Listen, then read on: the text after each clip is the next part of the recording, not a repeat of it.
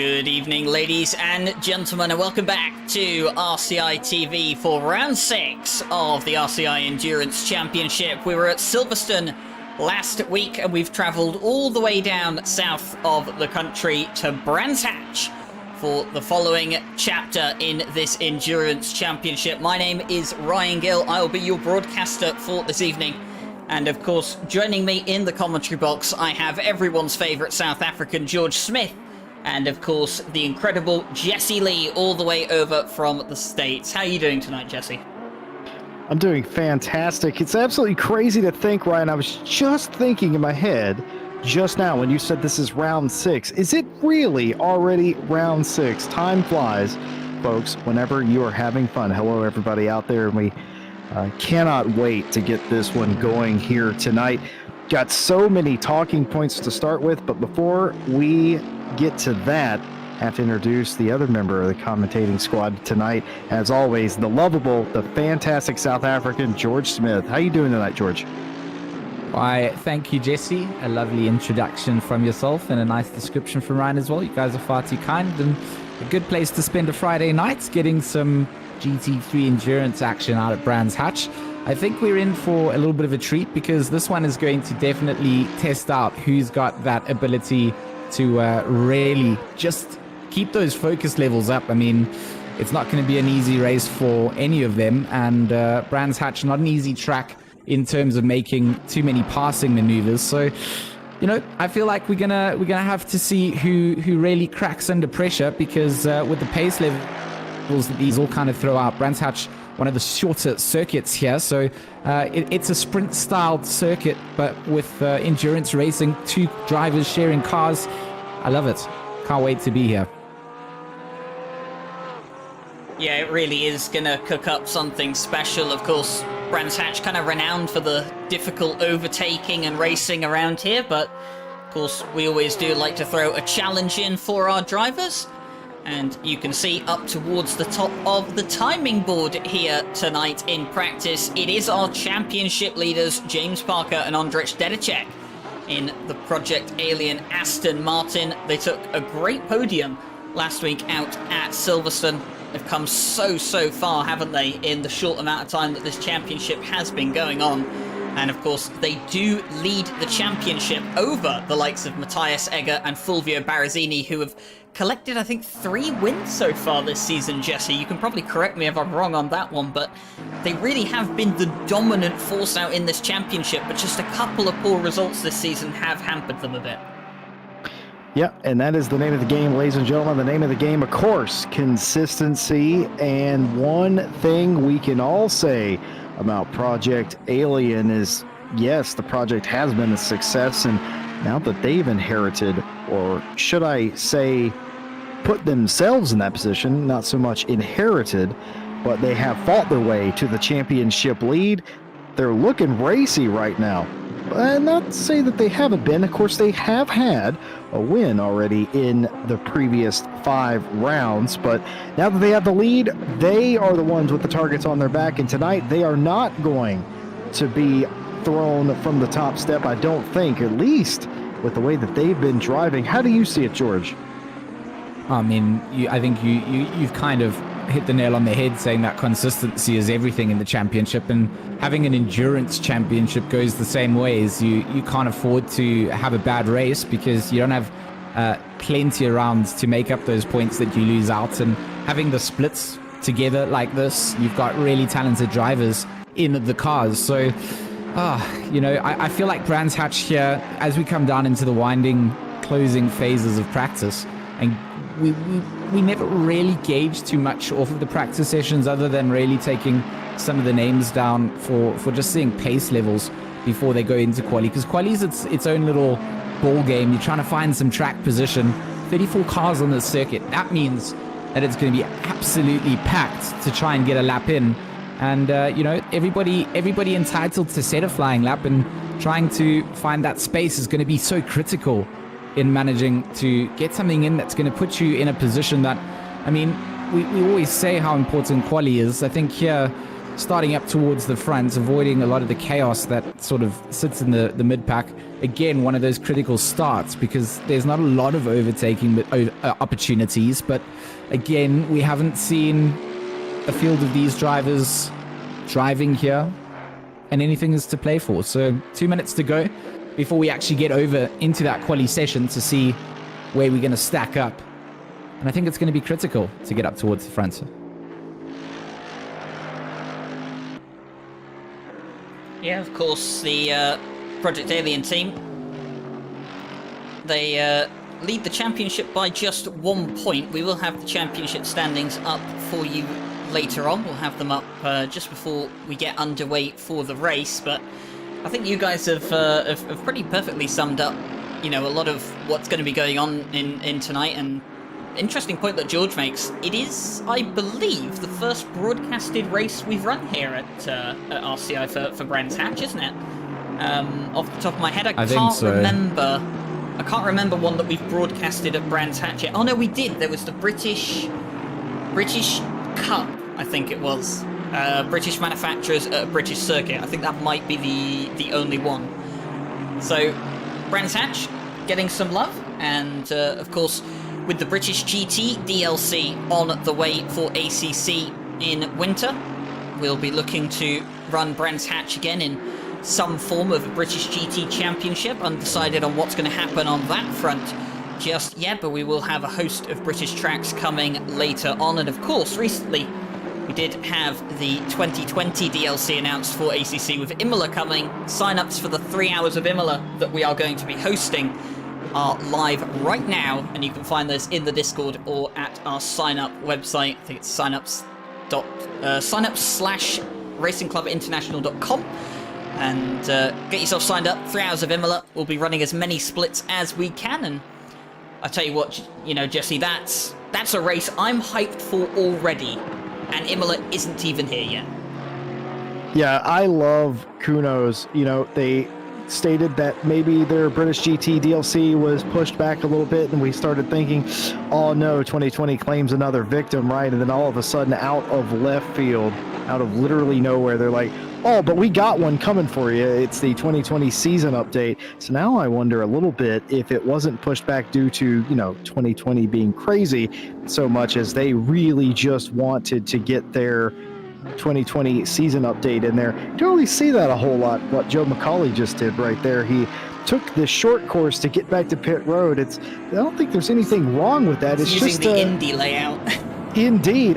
We don't see that a lot. And I know in the actual GT race around here, they are allowed to do that if they're aborting their laps. So it's very interesting to see the sim mimic the real thing there. It's very nice to see. But early reports out of that Imola race, that field is going to be absolutely stacked. I'm going to be glued to watching that race if I'm not commentating on it myself. But today we are here at Brands Hatch for round 6. Time running out in this championship, and as Ryan said already, this championship difference between Team Project Alien and Orion Racing Team is one singular championship point. It very nearly does not get any closer than that. Today, the story is going to be the two of them, of course, and in addition to that, well, we're at Brands Hatch. Mistakes are going to be everywhere here, and you don't want to be one of those to get caught up in a mistake as qualifying officially goes live. George, do you expect a bump up in pace here in qualifying from the top runners? I do indeed. I think that the grip levels here are going to increase towards the end of the quali session. We always see that sort of tend to come out. Looking at the track temperature, it's up there, a little bit hotter than what would be just optimum, but perfect time for a little 10-minute, qualifying session. So with a shorter track circuit layout than what we see on the calendar in some of the other parts of where we've raced across the last couple of rounds, there's going to be plenty of time for guys to get some competitive laps in, and it's all about getting out as quick as you can, or then maybe waiting up and waiting for the rest of the field to get through. Getting that clean air is going to be important. Stefan Zero doing a good job from the GC Racing team to put his Lexus up towards the front of the field for quali. and we'll be able to hopefully ride along with him as he goes out to set his, obviously his, first timed lap. For now, it's all about just getting the car up to temperature, making sure that your brakes are ready to slow that force down once you hit that go pedal on the right side. And, just get a time to slightly mention it before we dive to the onboard. Ryan, take us away for a lap here at Brands Hatch. I know you're very familiar with the circuit.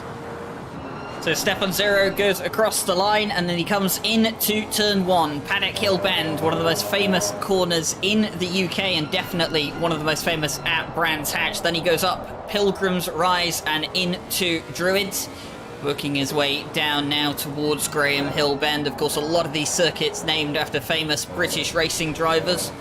To make his way through the Cooper Straight, and now up into Surtees. Tricky corner to get, looks much tighter on the exit than you'll give it credit for, and now he makes his way up Pilgrims. You'll see the drop here in just a moment, right as we get to the bridge, and now he comes up to Hawthorne Bend. Got to be nice and committed here, late on the brakes, hug as much as you can onto the inside. And then he comes up to Westfield Bend. This is the part of the track you've got to be so committed, as Stefan Zero is looking to take as much curb as he possibly can. Then it's Dingledell, then it's Sheens, and now up towards Stirlings. And this is where it's make or break now. Comes out into Clearways, and he's got Clark Curve and the Brabham Straight to go. And I think, was that Stefan Zero just easing off a bit there? It might have been, but he will come into Clark Curve either way. I don't think he's invalidated his lap. And he will come up towards the timing line. Stefan Zero, will he set the first time of the session? He will. It's a 1:24.4, but that's immediately beaten by the likes of Whitford, Lima, and Leffe in the 166 Porsche. Goes to the top with James Parker in the Project Alien Aston Martin just behind, but Sean Arnold will lay down the first 122 of the qualifying session. Well, that was a lovely narrated lap there by Ryan, and that just shows you how quickly a lap goes around here. One of the quickest, if not the quickest laps in ACC. They're setting 122s. It would not surprise me if they get a little bit more pace out of these conditions today. And one thing we noticed on that lap is just how extreme these people, these teams are attempting to extend these track limits. It's not the widest track in the world. You'll see right here, it's only 3 sort of lanes wide. So it's not a place that you're going to see a ton of people getting side by side and getting stuck there. And if you do, you're going to be losing a lot of time. So in qualifying, it's all about extending the track limits whenever you can. And that's going to be the key to victory here today. And of course, when you do that, you do run the risk of making mistakes, don't you, George? 2 cars wide is big bravery stuff. 3 cars wide is testing fate in the sim racing world, especially, one slight little collision, and that can then ruin all kinds of racing. So all the drivers are going to have to be on their tippy toes to do what they can. This man, Joe McCauley from the Side Max Motorsports team, is going to have to dive back to the pits after making a mistake on that lap. But it doesn't matter for him, as he finds himself up towards the top of that timing sheet, right up in pole position. A 122.767 coming out from him, as we get some visuals of that number 39 Lamborghini GT3. And that's, of course, Jaroslav Hanzik, also known as Jardir on the YouTube side of things. He's currently piloting around that number 39. They find themselves in 5th place, but look at that already, Ryan, as we've only just really begun with that quali session. Only 4 minutes left to go. Guys still setting times, and 1st to 13th place, under a second between them so far. Yeah, very tricky circuit around here, Brands Hatch. And of course, it does mean that it is quite easy to invalidate a lap around here, and the qualifying session is short enough as is, and a bit of a shorter track here gives you a bit more time to kind of play with things. But this is the one kind of circuit that you are going to be starved for clean air, as we can see Sean Arnold here. He's got traffic with him at the moment. I think that was Michael Muthen just moving out of the way, and this is one of those things now, if you didn't get a good banker lap down, like Sean Arnold has, like Joe McCauley has, Matthias Egger and the rest, you really are going to be under pressure here. And you see Sean Arnold trying to back off, trying to make himself some room. Michael Muthen doing the exact same thing, and that's the problem around Brands Hatch here. It's such a short lap, and you can see on the map here at the moment, there's only about one pocket of space, really, that I can see where someone has got some genuine clean air, and that's the 404 of Martin Lawrence. Yeah, whenever we put this on the calendar and I saw the teams, the sheer amount of cars, I immediately thought exactly this was going to happen. If you look at that map, there's just so many cars everywhere. Like you said, Ryan, it is incredible to think that we are going to have a race, and these guys are all going to be bunched up. It's going to be an incredible start, hopefully a clean start for a lot of these guys, but still a job to do here in qualifying with 3 minutes to go. Must be said, the weather's not British at all right now. I typically expect it to be sort of lightly drizzling every time I come here. I'm not sure what that big orange circular thing in the sky is. Never seen that before. It's kind of scary, but a lot of these guys have a job to do, and this is sort of mimicking practice where we see a lot of the guys up front are really close on a time. Less than a tenth of a second separates Macaulay and Arnold right now. And then you have Rommel, Blanton, and Egger, Lefay, and Vitt, and it just goes on. It's less than a tenth all the way down. And that typically is what happens whenever you have a tight circuit like this. As James Parker does go quicker there to fourth place in the number 44 Project Alien Aston Martin, but still is going to have to pick up 3/10 if he wants to get in with a shot to take the pole here, George. So yeah, third place there, Jesse, for the Project Alien number 44. And you know, you were just kind of talking about the fact that it looked like what we had in practice, and there was just one very bright Aston that was missing from that. So as we get into the last 2 minutes of quali here, we do see James Parker getting himself up towards the front where he needs to be, and also gets to highlight one of Ryan's talking points about just how much traffic you get into. So after clearing that last car behind him, James Parker now has a lot of fresh air in front of him. He needs to use these last couple of laps to see if he can top the likes of Joe McCauley.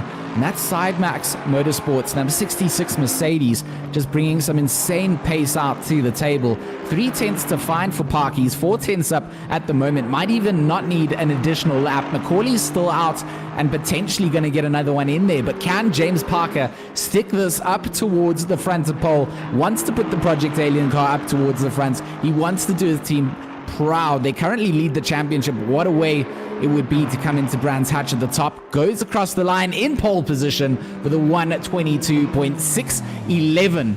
And that's going to be enough for him. He's actually going to dive back to the pits. And it will be up to Joe McCauley now to see what he answers back with. And he's 2/10 up at the moment, Ryan. He is 2/10 up at the moment, but he made a slight mistake there, and I think he might have lost those 2/10. He does have enough time to go around and start another lap, though. So Joe McCauley has been competing against the likes of James Parker for a long time in ACC, and boy, would he love to get an advantage around here at Brands Hatch. This car unfortunately had to miss out on 2 rounds of the championship, so they're on the back foot, the Sidemax Motorsport or Motorworks Mercedes. But here comes Joe McCauley then, crosses the line. This will be the final flying lap for the number 66 Mercedes. Will Joe McCauley have the pace? He'd found 2/10. He'd found enough initially, but just made a slight mistake, and then it wasn't going to be enough on that lap. Needs to make it count now, as I think that was the 777 McLaren off the road there, staying well out of the way. But here comes Joe McCauley then. He has got just over half a lap to go. He's a 10th up at the moment, Jesse. Yeah, he sure is, and he has to maintain this momentum, going wide there on purpose. That will not invalidate his lap. That is track space that is to be used. James Parker up to the top of the board in the Aston Martin. That's exactly where they were at the end of practice. So now McCauley has it all to do, and half a lap left to go. Can he get that position back? And of course, this would be huge for that Sidemax Motorworks team, wouldn't it, George? Sheen's not going to give him all the tenths that he wants. He is 1/10 still up. Oh, he's gone very wide, and that's going to be the end of McCauley's ability to stick one up there. And James Parker going to settle up at the top. The 777 going to come over the line. That's Whitford is going to better his time. 1:23 1:17.541, gonna put him up to 11th place. Like you said, Jesse, it's it's all to play for one small mistake. I mean, we saw a couple of drivers making little mistakes during quali. Those are mistakes they can't afford during the next 2 hours. And sharing that car with somebody else, you also got to watch out for your track limits. Got to watch out, for other cars on the circuit. I mentioned right at the start that we have over 30 cars here at Brands Hatch, which is going to be incredible to watch for sure. And, for me, I hope that everyone makes for a clean opening couple of laps, because that's really going to set the tone of what we get race-wise. And if we can get out clean, it is going to be nice and clean. Yeah, well, we promised you we would show you the championship standings once qualifying was over. And here's what we're talking about here. The number 44 Aston Martin, a Project Alien, has the championship points lead, 236 points. Second place, the 126 Mercedes of Orion Race Team have 235. And I don't have to get my calculator out to determine that is just a single point. And not to be outdone, GC Racing won in that 42 Lexus is 218. If they have a big day here, they can get right back into this. And then a little bit further back, the team that I always pull for, the 38 Fordzilla team, who've renamed themselves TFZ for Team Fordzilla in that Ferrari, 176, but they're only 1 point in front of the 404 Connection Lost Audi team, 175, occasionally on time, 172, and Sidemax, who we were seeing there at the end of qualifying, 171, and of course nearly on pace Triple R in the 899, 160, and Weeshite and Team CHSR2, and that's your top 10 in the pro category. And as you can see, everything to play for, even though we're really deep into the season so far, George.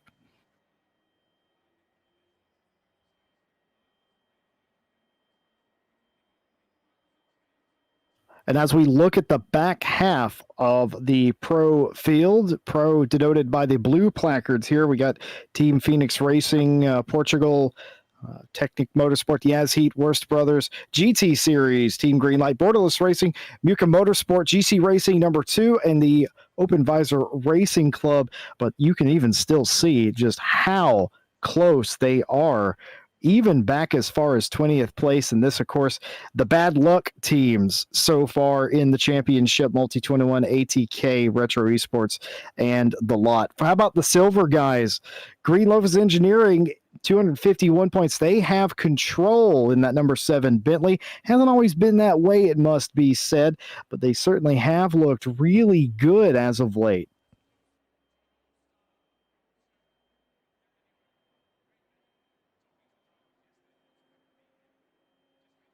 And here we go for the AM teams. These are some of the more interesting teams to watch because they are dealing with a battle all their own.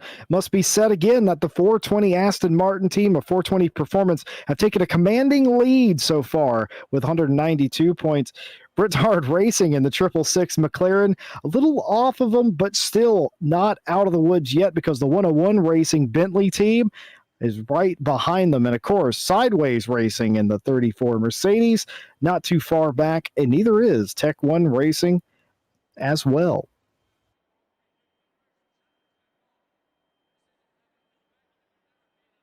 So Jesse, everything to play for in those championship standings. And our drivers lining up on the grid, ready to face out for this round at Brands Hatch, round 6, of course. And we'd like to thank our partners, RaceDepartment AK Informatica, Raceface Speed Labs, and Next Level Racing Sims for coming together and helping us grow the community. Big shout out to all our viewers that are watching us as well as we get a nice flyby of our starting order. And starting in the cars, of course, piloted with their teammates. James Park in that number 44 will start in first place. Tingo van der Velde will start in second place in the number 66. Darren King lines up on the second row alongside Fulvio Barazzini, the number 38 and the 126. Behind them on the third row would be Nicholas Bosselet and Cody Blanton, the 137 and the number 9. Jaroslav Hanzik and Alistair Gillies join them behind on the 4th row. Phil Witt and Martin Lawrence round out the top 10. And then we've got in that number 777, starting 11th, Sebastian Brunier. And in 12th place, that's 675 alongside Andre Felix. Then we've got Michael Muthen and Marco Ripper in the number 18 and 514, number 86 and 420 for Carl Mathers and Martin Muthen. Then we've got Stefan Zero in that number 42 Lexus alongside Michael Muthen in that number 899, starting 17th and 18th. And then we've got Sevenik and Rovert in 19th and 20th, rounding out the top 20. Looking back, we still got Asawi, Halver, Jones, Engman, Zeman, Winkler, Madzo, Brito, Chadwick, Fitzgerald, and Roschek, all getting themselves ready in the last 32 seconds to face off against one another in this round. And of course, points up to play, 2 hours on the racing clock, and those mandatory stops for them to change out. A great view of GT3 cars as we get a good, nice, calm before the storm start. A couple of clouds coming out. Jesse mentioned the sun early on, and he's put his commentator's curse on that, so some cloud cover joins us, and the temperature dips just a bit, Jesse Lee. Yeah, it has. The temperature has dipped a little bit. That will likely do nothing but help the grip levels and help the ferocity that these guys are going to enter the corners with, as all the teams now starting their parade lap, shaking down the car, getting ready. Final preparations here underway. Final messages from the teams to the driver as we get ready for round 6 of the Friday Enduro Championship here at RCI. And thank you all. We are so glad to have you with us, spending your Friday evening here. And I think it's time for our favorite segment that we do. Time to pick a winner there. What do you think, Ryan? Well, Jesse, it is one of my favorite parts of every race. I mean, it's probably the favorite part of the pre-race, I would say. It's fair to say, because we're not actually in the race yet. But, I mean... I picked the Project Alien Aston Martin. Well, George, the James Parker fanboy, has spoken.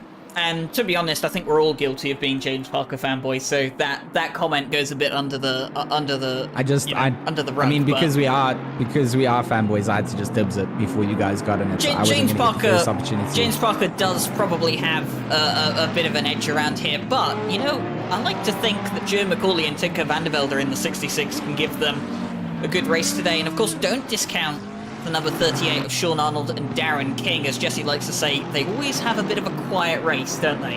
And then they kind of just show up at the end. So I'm going to go for the number 66 today. And I already know who Jesse Lee is going to pick up here, because I know that Phil Witt's here in that number 25. So, Jesse, am I wrong? Tell me I'm wrong. Well, you're wrong, because Wolf Matushka just walked into our chat, and he's gonna not be happy with me if I pick his car. One thing that, George, that you always seem to forget is that we don't have to pick different cars. I agree with you. That 44 is going to be unbeatable today. It's just the truth. We have to pick different cars. You have to pick a different car. You're not allowed to have the same one. I'm going to ignore George for a minute. It's against the rules of our game. Ryan, please tell him he has to pick a different car. I chose this one first. We're lining up 2 by 2. Jesse, get serious. To be fair, that's choose a not car. ever been a rule. I picked the 44. So before we get ready to go green here, we've got to mention the live stewards here are here today, as they are every race here to do what stewards do. Lovely to have them as always. We'll keep you updated with any penalties. Calm before the storm coming to an end here as they get ready to take the green flag. 30 plus cars on hand for round 6 of the Friday Enduro Championship. Cannot believe that this is actually going to happen on Brands Hatch. You have to avoid the big accident here, and they're coming down through paddock for the very first time. Neck and neck is Parker and McCauley. Parker gets out clearly into the lead. Arnold getting fought by McCauley. Side by side into turn 2 they go. They're going to have to sort it out, and they do. McCauley ends up second place. There's a spin. There's a massive pileup in the second turn. The hairpin has made trouble early here. Several cars around. McCauley still backwards. He'll have to filter out in the very back of it. We're going to get a action-packed replay of this race start coming out. And Joe McCauley, of course, the biggest loser. The car that we're going to follow along with, of course, he did not have the exit that he wanted. Seemed to get clipped at the top of the turn 2 here. Oh, Arnold just on the rear quarter panel, then gets collected by field managers to get out. Doesn't quite avoid damage all around. Does manage to hold onto the brakes like you have to do. And that is going to be absolutely devastating for the Sidemax car. But for James Park in that number 44, everything has gone to plan. He's lost his biggest rival behind him.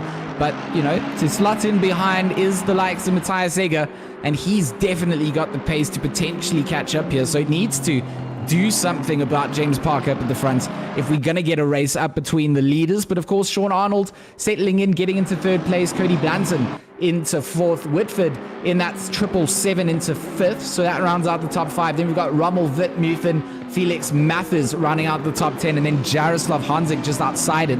Phil Vitcher battling to try and keep up with some of the drivers in front, trying to find some position. It's so busy out on the circuit. There's nowhere to look, and everybody trying to defend the line opens up an opportunity somewhere along there. So you're trying to keep an eye out to try and see a gap that opens up. Here's Jardier trying to defend that outside top 10 position against the likes of Marco Ripper in that Porsche behind.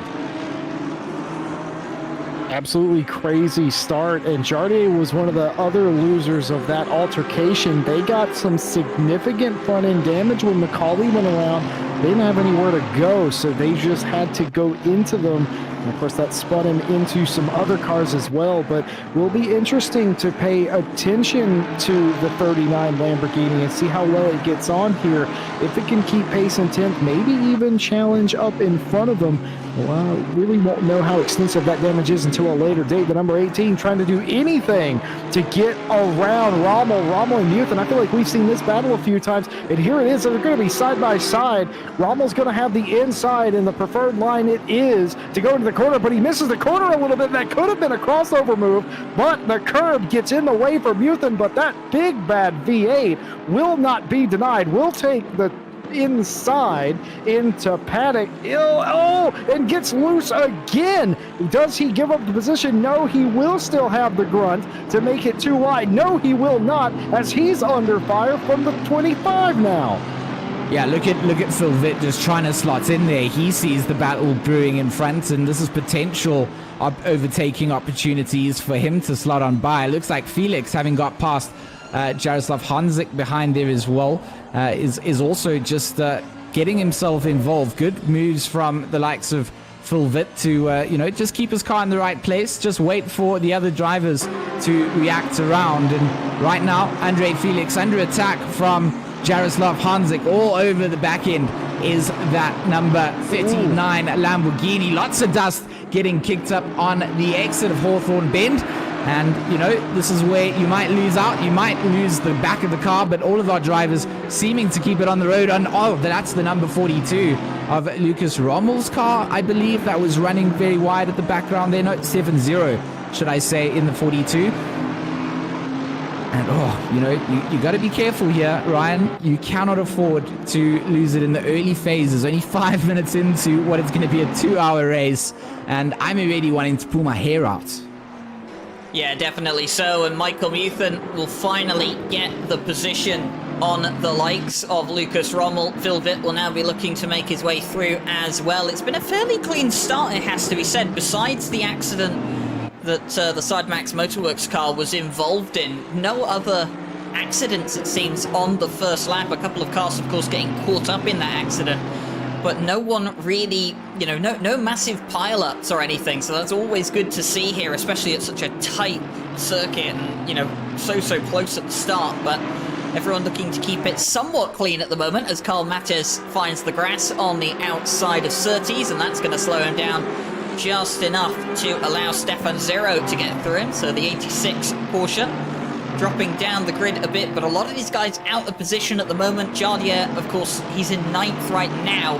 He was further up, so he's going to be fighting an uphill battle for the rest of this race. And a few of these guys, like Karl Mattes, have damage as well that they're going to have to take all the way up until their first stop or until the end of the race. I'm going to tell you one thing. I used to think grass didn't have any grip on it, but some of these corners that they're taking, they are almost completely off the track. They are staying in touch with the racing surface. They are in line with RCI Steward rules here, but they're getting so far off the track that they're putting 3 tires, not on the curb, onto the grass to make some of these corners. And again, that's legal. The sim doesn't care, and they're not going to get in any trouble with the stewards for that. But it is incredibly dangerous, you have to say, George.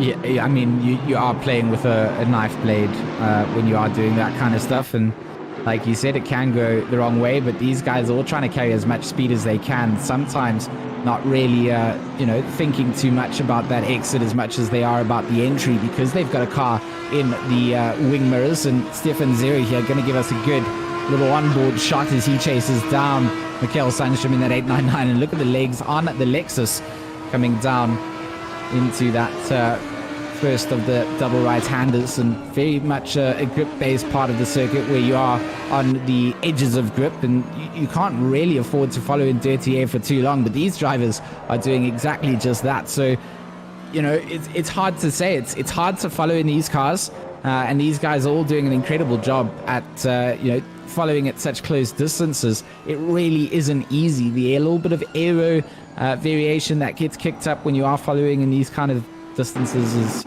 not an easy one to predict, and it's not always an easy drive down. Rommel and Witt on the shootout down into T1. Big slide coming out from Witt, doing some drifty boy stuff. That's going to compromise his exit speed up towards the top of the hill. And Jaroslav Honzik, he's going to be all over that. Oh, little punter coming in, and it will be Rommel sent off into the dirt as we get a little action-packed replay here, Jesse Lee. Yeah, absolutely. He just gets a little bit too close and just turns him and everything. I don't think that was intentional at all, but that is what you can come to expect. Like I said, this track is only 3 pavement widths wide, and that's really not enough to race each other in these confines, and sometimes you just get a little bit wrong. It'll be interesting to see what the stewards have to say about that. I'm sure they have a lot to think about after the opening couple of laps, but I would not get too complacent here, because you're going to see a lot of those sort of maneuvers this race. Look at this. Oh, no. I mean, ants would struggle to find their way apart alongside here, side by side, and these guys are somehow managing to do it in these the 7's off, big time. Background is that Bentley. Sevenik will catch some of the dirt, and like we said before, a little bit of dirt on the tires, going to accelerate too fast, and we'll find some contact too. So some damage to boot then for Juraj Sevenik in that number, Svensik in that number 7. He's now going to have to think about that damage strategy that Ryan mentioned. Maybe see it to the end of the race if it's okay. Otherwise, you got a lot of work to do. But this little pack here in the mid-pack, Sandstrom, 0 tons, they're all having good fun at Brands Hatch, trying to find some room through. Mikhail Sandstrom is going to go through on the inside, as is Mathers. And it's all 3, 4, 5 cars going to come through there. So one little mistake comes through. And, I mean, what do you even do there, Ryan? Like, I mean, you've been bullied, right? There's nothing you can do. This is the problem with Brands Hatch. I think Stefan Zero is now giving Lucas Rommel some trouble. There is nothing you can do here. You make a mistake, you go out wide, you are going to lose time, and you can't just cut back onto the track because everyone's so close together here. And that happens, and Mikael Sundstrom's Oh, off. Sundstrom moly. misses that. He gets caught up in the haze of the cars in front. He's going to have to find some recovery time back on track. We're going to be bleeding some time, Jesse. So another victim claimed out. We got an hour and 49 minutes left of racing to go through. Some driver swaps and changes. And he's another going for a contact. Big spin. slide. Oh, he's going to be touched again. Unfortunate coming out there. Stewards no. are looking at us through the... Jesse, look at the stewards through the glass. They're not impressed. Some of them aren't even cursing in English at this point. Is how this race has started for this. We've had a couple of quiet races, it must be said, where we've been treated to excellent racing and not a whole lot of adjudication needed. I don't think today's going to be one of those days. But guys, we talked about it. All three of us mentioned it in pre-race earlier about how this was sort of going to be the tone of the day. We came in knowing it. These teams had to come in knowing that. And here we are. We are getting exactly what we expected to see, as that Aston Martin in the background got all the curb he could handle, nearly turned himself around. And that's the other story of today. That's what you have to avoid. And I'm really worried about Svinček back there in the number 7 Bentley. That is your silver leader, as we see the 86 going by the 137. Is it going to be a clean overtake? No, it will not, as they both go off. One goes wide, one goes shallow. And after a little bit of contact here, they both just, that's all it takes. One gets away cleanly, and the 86 goes into the wall. Matheus should not have been having a look coming into that right-hander there. I feel a little bit far off to have a look in, and has compromised some racing line. But we're not stewards, Ryan. And I mean, I wanted to actually ask you about maybe pit stop strategies here because of the shorter lap and what it will have compared to, you know, an undercut on another circuit. You're going to find traffic, right?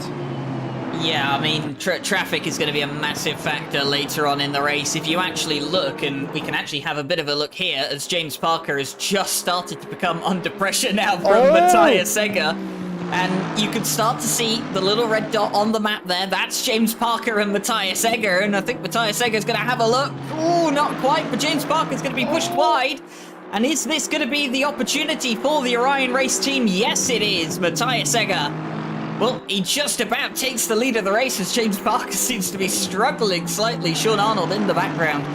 But you can see where they are on track at the moment, coming towards Clark Curve through clearways. And you can see that the back of the train is just coming out of Surtees now. So they've got about half a lap, give or take. Maybe a bit less between them. And it's not even been 15 minutes of racing. So they're going to be catching the traffic soon, and you are right, George. Traffic is going to be difficult here because it's not just about how quick can you get past someone. It's where do you let someone past you? And James Parker isn't done yet. He wants to take the lead back. Well, he knows he absolutely has to. He has to get that lead back because Egger caught him. He had like over a second lead, and he caught him. So here's the thing. James Parker knows that he has a lap or so to get that back, and if he doesn't, he's going to be left, and in fact, he has just been dusted, and Sean Arnold's right behind him, George. Yeah, Sean Arnold is definitely benefiting with these two in front because James Parker and Matthias Egger gave each other so much room for their little battle. I mean, they went two abreast. A little bit of wide exit coming out, and that's going to force James to go wide, but he does stick it. He doesn't just rejoin the circuit erratically, and it gives the right racing line out, and Matthias Egger doing an equally good job. But that's all compromised Parker because he's then had to try and look for another way past. And when you then don't have a space to find in, you then have to get onto the brakes. You slow yourself down. And the likes of Arnold in that number 38, we've seen what he's capable of doing. He's obviously paired up with the big teammates as well, and the Fordzilla team looking to get themselves up towards the front, and they're doing a good job. The front three, if you look on the little timing map on the right side, you can just see how far ahead they are of that fourth place of Blanton in the number 9 Ferrari, and then a whole host of cars kind of caught up in their own battles. So right up the front, these guys have it all to play for, and it's a good place to find yourself if you are in the top three, to be lapping. Arnold, big mistake coming out of the exit of Graham Hill Bend. And that's always a tricky corner to come down into. If you on the brakes incorrectly, some of the camber can catch you off guard, and it just then undoes all of the work that you've done to catch up. But James Parker not just being chased down by Arnold, is chasing down Egger, is trying to try and get into the slip of that Mercedes, and there are limited opportunities for that Mercedes to really use some of its top end. So I feel like the nippy Aston Martin has a good shot here at taking Matthias Egger, even though Matthias Egger, one of the famed names in sim racing. Good to have big names fighting it out at the top. Always a treat here, Ryan. It definitely is, as Martin Lawrence is trying to get past Schwenchek, and he will get past the big Bentley eventually. And the 404 car was caught up in a bit of that melee at the start. They've been fighting their way back through.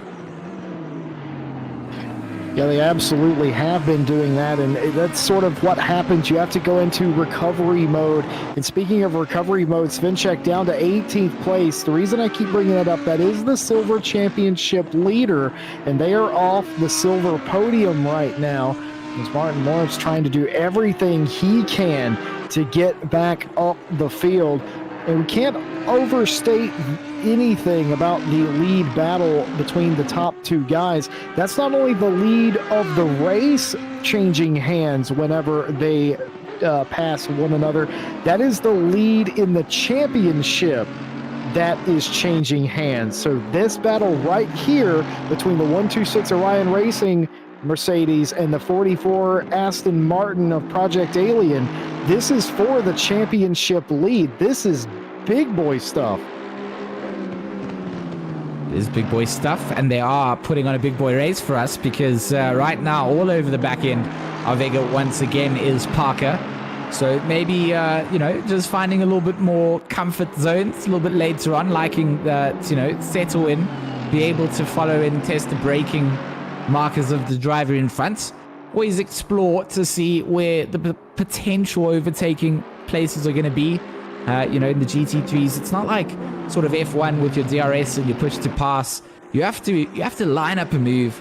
You have to kind of plan it out over the next couple of laps, and you have to then put your car in the right place to do so. So it's not just kind of reading the driver in front, it's also making sure that you have a flawless way to catch up and then have a better exit to get alongside and then to perhaps contest for a corner. And of course, if you're new to sim racing in general, you've always got an ideal racing line, and as a defensive driver, you're going to be putting yourself there, trying to force the driver behind you off of the ideal racing line, in theory forcing him to be slower. But sometimes these drivers manage to find something even special coming in through an unorthodox line. The driver in front over defends, and that then creates an opportunity to pass. And you've always got that slipstream effect as the follow car. Maybe that's a little bit more of the GT3 DRS. But in all forms of racing, you've got slipstream effect. So it's really cool to see just how drivers manage to get themselves around shorter circuits, not a lot of places to overtake. And the fact that you're doing this for 2 hours, you are sharing the car, but 2 hours of having to maintain the race pace that you find. And throughout the field, we are going to see little battles like this as well, JC. Yeah, you absolutely are. And of course, this is for position, but this is two different classes going at it here. Tones and LaFay. LaFay also having difficulties on that opening lap. And we all know exactly what happened to the 404 Martin Lawrence as well. So you have these mix of classes. This is all for position. They're all on the same lap. This is totally legal and legit racing here. Of course, blue flags anyway don't mean what they would mean and maybe perhaps as they do in Formula One, but all these battles here, it just is frustrating to be around here. We talked in private before we went live tonight, guys, of just how difficult it is to pass around here and have it come off cleanly. We've certainly already seen what happens when you get it wrong, but I'm surprised we've seen as much passing as we have had. And one other thing that puzzles me, how did the 44 lose the lead and then just be able to hang with him?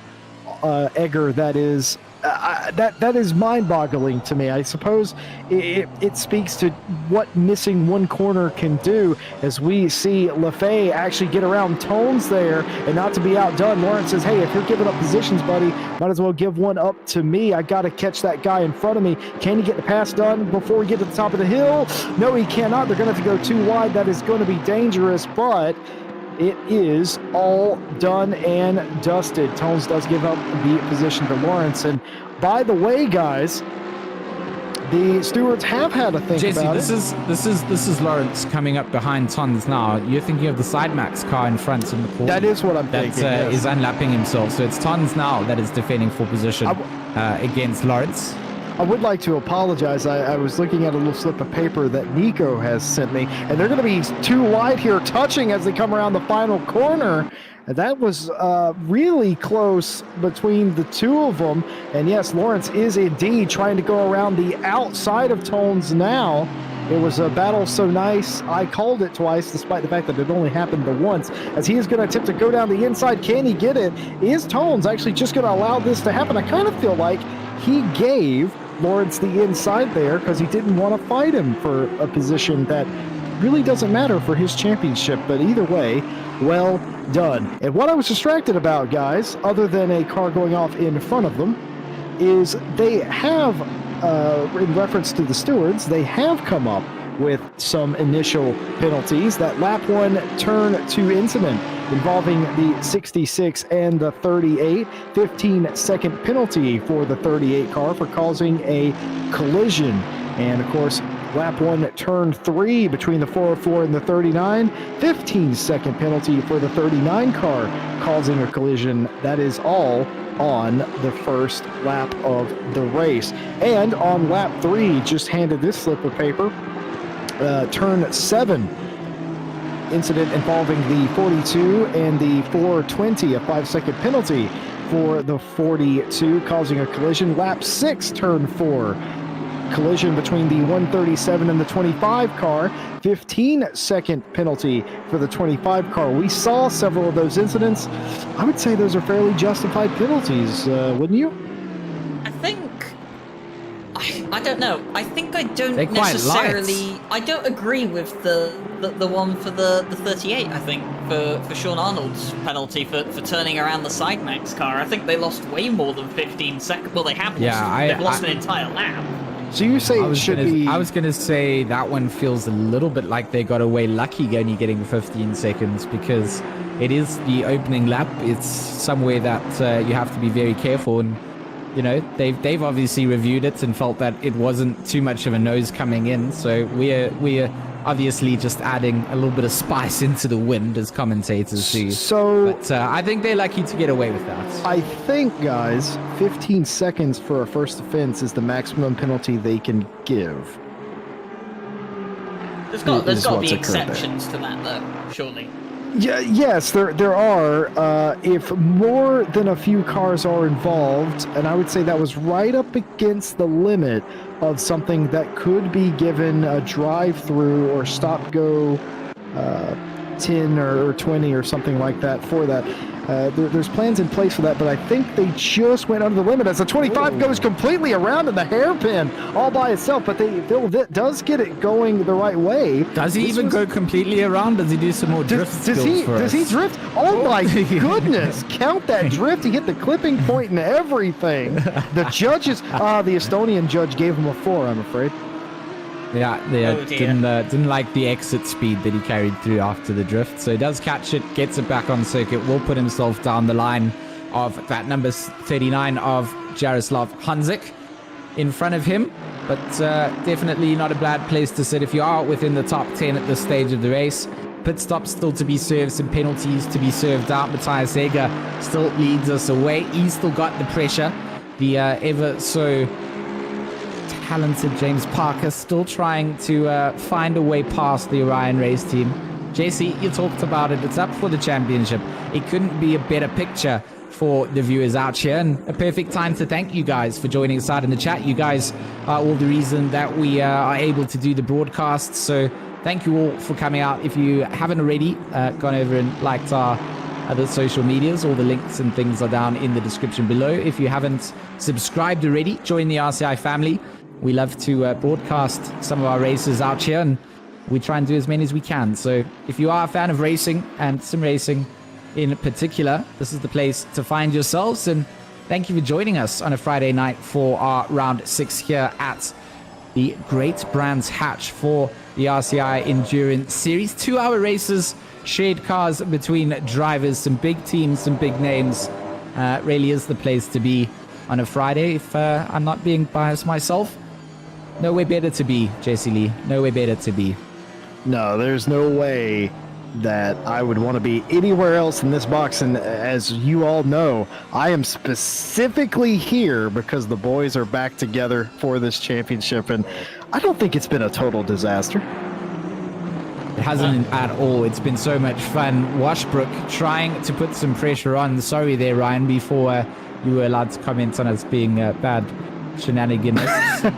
I was going to say the amount of curses that have probably been given out over the course of this championship could rival everything we've all done collectively across the last I've year. heard some of the drivers reference it being biblical, our ability to curse people. Well, I know Tinko van der Velde and Joe McCauley are going to be hunting me down after this race with how bad they're racing in too, basically. So I kind of get the feeling that as soon as this race is over, I'm jogging off to the car park and driving back home before Joe McCauley and Tinko van der Velde find me at the gates.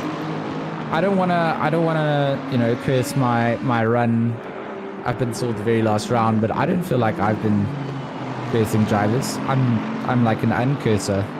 You guys are the cursers. I'll let you explain that to James Parker then if he ends up crashing this race.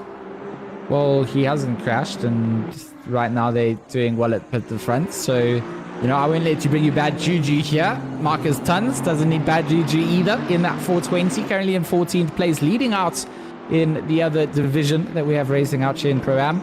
And, of course, he's got the pressure of Moman, Svensik, Gasper, all behind him, all for position. Moman does have that 15-second time penalty against their number 888's name. So that's going to put them down when they have to serve it out, but not going to stop them from putting some pressure on, maybe trying to get past the likes of the class leaders and trying to put some pace in between themselves before they have to serve that time penalty out in the box. Guys, one of the early movers in this race is Mark Whitford and that 777 open visor McLaren. They qualified outside the top 10 and they're running 5th. Yeah, that team's had some wretched luck this year, haven't they, Jesse? I mean, I spoke to Sebastian Brunier a couple of weeks ago. They were considering pulling out of the championship. That's how bad this season has been for them, on top of disconnects and crashes and all sorts of manner of stuff. So in fact, they had a disconnect at Silverstone, if you might remember, just a week ago. So they've had a torrid season in that McLaren, and I mean, you know, Seb Brunier, know how committed he is to his races. He's not one to back down, no matter how bad the season is. But kind of just goes to show that, you know, a bad run of form really can break even the best of us and even the most committed of drivers. And it is great to see Seb and Mark Whitford out here still in the 777, and I'm pretty sure that if they can get a top 5 here today, that'll probably reignite their passion for the rest of the season. I think I'm right in saying that every time they've been running inside the top 10, they've had some sort of computer-related mechanical fault that has kept them from finishing. Pretty sure that's correct. And anytime that they have not had that problem, they have been involved in an incident not of their making. It has just been the most wretched of luck for that team, but running really well inside the top 5. Excellent stuff from them. And of course, we're watching, this is Washbrook here, way back here in the field, but not way back in their battle, it must be said.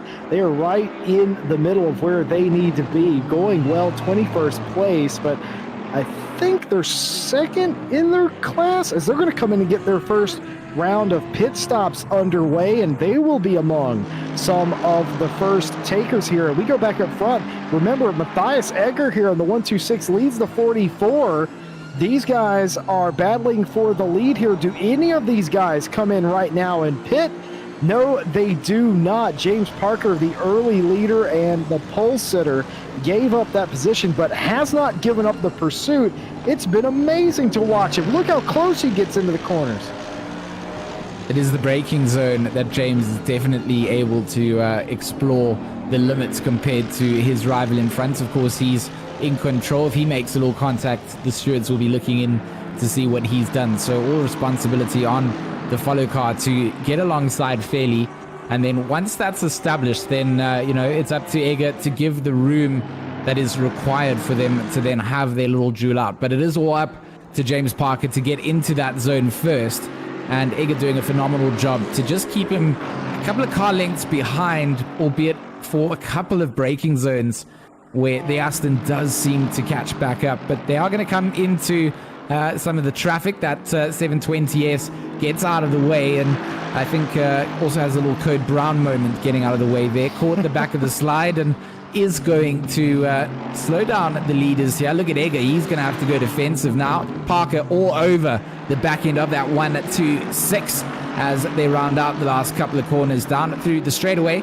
And they will just have one last right-hander before they begin their next lap. So quick are the lap times here at Brands Hatch, and these guys are still cooking with a lot of gas out on the circuit, trying to bring the heat out at the front. And of course, the championship leaders, what a place to be, fighting it out. And James Parker really trying everything to just throw Matthias Egger off as they make their way up towards the top of the hill, underneath that little Brands Hatch walk over. James Parker a little bit later on the brakes at the top of the hill, does miss his braking point slightly, and that's going to put him again just a little bit behind. So right now Edgar not cracking under this pressure, Ryan, and it's not an easy combo up at the front to have this. You've always got to bear in mind that this is not going to be the quickest way around the circuit if you guys are going to go side by side. But for now, Edgar just keeping Parker behind just keeps them pushing and pushing and pushing. Yeah, we've seen how cool, calm and collected the Orion race team boys have been. Of course, more known for their success in the RCI endurance races, and of course won the 12 Hours of Bathurst more recently. And we expect to see them out at the Spa 3 Hour that we've got coming up next weekend. And then, of course, in the 3 Hours of Imola as well, and any future endurance races that we have planned. So, definitely, they know how to keep their cool. They've been here before, as James Parker throws his Aston Martin into the pit lane. And now he will be coming in to hand over to the likes of Ondrej Dedicek, his teammate. And it's going to be interesting to see how Dedicek does here in this scenario, because we've seen him, he's more than pulled his weight so far in this championship, but how is Dedicek going to find it coming out into this scenario now? He's going to have to try and battle with the Orion race team boys, as we see Sebastian Brunier now in the 777, but Darren King, who had to serve that 15-second time penalty, making his way back past the 777. And I think that's the 137 just behind Brunier there at the moment, but I believe that car is a lap down. That is very much the case, and that's interesting because the 38 had that penalty it had to serve. That actually put them behind the 777, but both those cars have pitted. Bernier would have been in fourth otherwise, but of course that pass being made, so that 777 will likely filter out back to fifth. Have had some additional penalties that are being served or have already been served on this cycle of pit stops. And of course, we saw the AAA with a penalty earlier. That was via contact with the 15-second penalty for the 888. They've already served that penalty. We've also had some warnings for some more, what we'll say, casual, light contact or overly aggressive driving, if you will. Warnings for the 675, the 69, and the 86 car for some violation of that order. So, guys, don't be surprised if those guys run afoul again if they end up with some sort of penalty. You got to realize that things can stack up there, and you can accumulate more penalties that then put you further down the order, and every subsequent pit stop that you go out is going to harm your team's sort of performance out here. So Dedicek now getting a little bit settled into that Aston. It's all about just calming the nerves down, knowing that you've taken over the car. You will have, big slidey boy coming out there, and the Tokyo Drift song going to play it. Little heat cam footage Yeah, this is what we wanted to see. Look, I mean, it didn't actually look as slidey on the replay, to be honest. I think it was maybe the camera angle coming down. But Andrzej Stedacek going to get himself settled in, does resume the race in second place behind the likes of Barazini. And of course, a little bit of a bigger time gap coming out between the pit stops there, because Parker obviously having a good run up at the front. So it's a good stop from the Orion team. And Dedicek going to have to do some work to catch up here. So we're just going to keep our eye on that timing split, see how Barazini and Dedicek sort of fare out in their relative cars. Obviously, just taking over. You can expect their lap times not quite to be up there with their co-drivers. But as they get to settle in, to get to sort of handle their cars around the circuit, get to really get a feel for how things are handling, we'll start to see those lap times improve. Of course, Sebastian Brunier here in that 777 does have the likes of Haynes behind him, who he will, try and keep out of his mirrors for as long as possible. Not always an easy task to do, but first sort of row of pit stops getting served. A couple of drivers, getting their hands on the vehicles. A couple of drivers maybe extending some of their stints as well. But if you look at that timing sheet, quite a lot of the names have changed up. Quite a few new drivers have entered into the cars. Yeah, and one thing that I was following right there is you saw whenever the 126 stayed out and the 44 came in, they were nose to tail. Well, after the first pit stop of the race, Barazini has gotten into the 126 for Orion Racing, and Dedicek, of course, is in the 44. That's over 5 seconds of a gap now. That is massive. So either one of the pit stops was really slow or one was really fast, or it could have just been unlucky when they went in or came out. It was something of the sort, though, because that gap has more than widened. And we're going to have to pay attention here in the next couple of laps to see if Dedicek can close the gap or lose some time. And by the way, guys, Lebrec in that number 9 Ferrari, haven't talked about him much in this championship. It's been sort of disappointing for that team a lot of the way, but they're up in third right now. And if Dedicek is running around here losing time, he's not only losing time to Barazini, he's losing time to Lebrec too. I mean, as it stands, he doesn't seem to be losing too much time to Barazini, though. JC seems to be on a good steady pace to maybe even catch him in the next 10 or so minutes if they... Is my timing broken? He's lost 3/10 in 2 sectors. Is my timing broken? Mine is potentially. Not We do know how should we say tricky the ACC timing board can be. It can be temperamental, times. It must be said. It does have its quirks, but we make the best of it. And speaking of making the best of it, Martin Schumacher, number 42, 7th place at the moment. And if I remember correctly, Jesse, did this car started outside the top 15 or closer back towards 20th place, I think it was. So yeah, I'll have to double check exactly where they started. But if that is the case, it's been a phenomenal drive in the first 40 minutes of this race for the Lexus, and looking to make themselves up into 6th place on the back of Mark Haynes in the 18 Mercedes. JC, you were right there. Dedicek did lose out a bit of time to Barazini, so timing splits coming out and getting updated. You are right. He's bleeding a bit of time there. Yeah, but perhaps also sort of still as important as that, he isn't in fact losing time to Lebrec though. So he may be losing touch with Barazini, but he's also not coming into threat from Lebrec. Lebrec is sort of hanging at the same pace.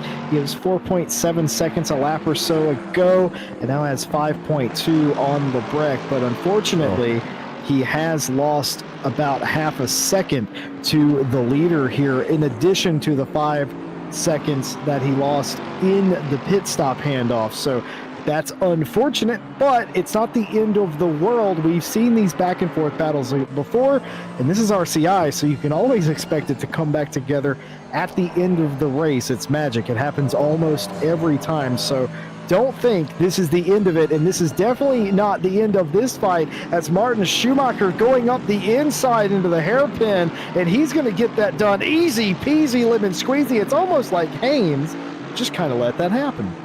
No, Haynes Haynes made a big mistake up towards the top of the hill, missed the braking point, and had to go around the outside. So unfortunately there, I thought that there was going to be a little bit more of a battle coming on, because Haynes was definitely holding off well against Schumacher for the opening part of that lap, or sorry, the closing part of the previous lap, and then just losing out the position like that, not where he would have wanted to lose out. And will now be just focused on closing back down onto the back of that Lexus, knowing that there is going to be some slipstream that you can use. You've got some good straightaway ball with a big slide like that, though, as we change away to Valentin Barrier, who's taken over from Jadia's car. But that was a big slide that we saw before chasing away, and that's going to put maybe put an end to the chase for Mark Hines for Hines for just a little bit there. Yeah, Mark Hines is then going to be under pressure himself. Do we manage to catch it? Did Ryan catch this? I think he did. Quite far back. Yeah, he sure did. Oh my goodness. Hey, but you know the most important thing about that is didn't get stuck in the dirt, did not make it all the way to the wall. Yeah, he lost a position, maybe 2 positions there. But Tobias Guider goes through. I don't think he lost out yet to the Aston Martin, right? Or does he? I think Lima does get by him. Yeah, you're absolutely correct. Yeah, we go back to live pictures here, and he did get by, but I don't. Was that? Yes, that is Lima. That is 4th position. But you know, silver lining, you didn't wreck the car. You didn't even hurt the tires that bad because most of the sliding was off the road. So you just kind of got to get yourself back in that mental headspace, don't you? To get back on that horse, the proverbial horse, of course, and get back into the race and try to go up there and make some passes now. But does that rattle your confidence, Ryan, when you have a big slide like that? Well, around a track like this, or say Bathurst, for example, even Zandvoort, yeah, it does, definitely.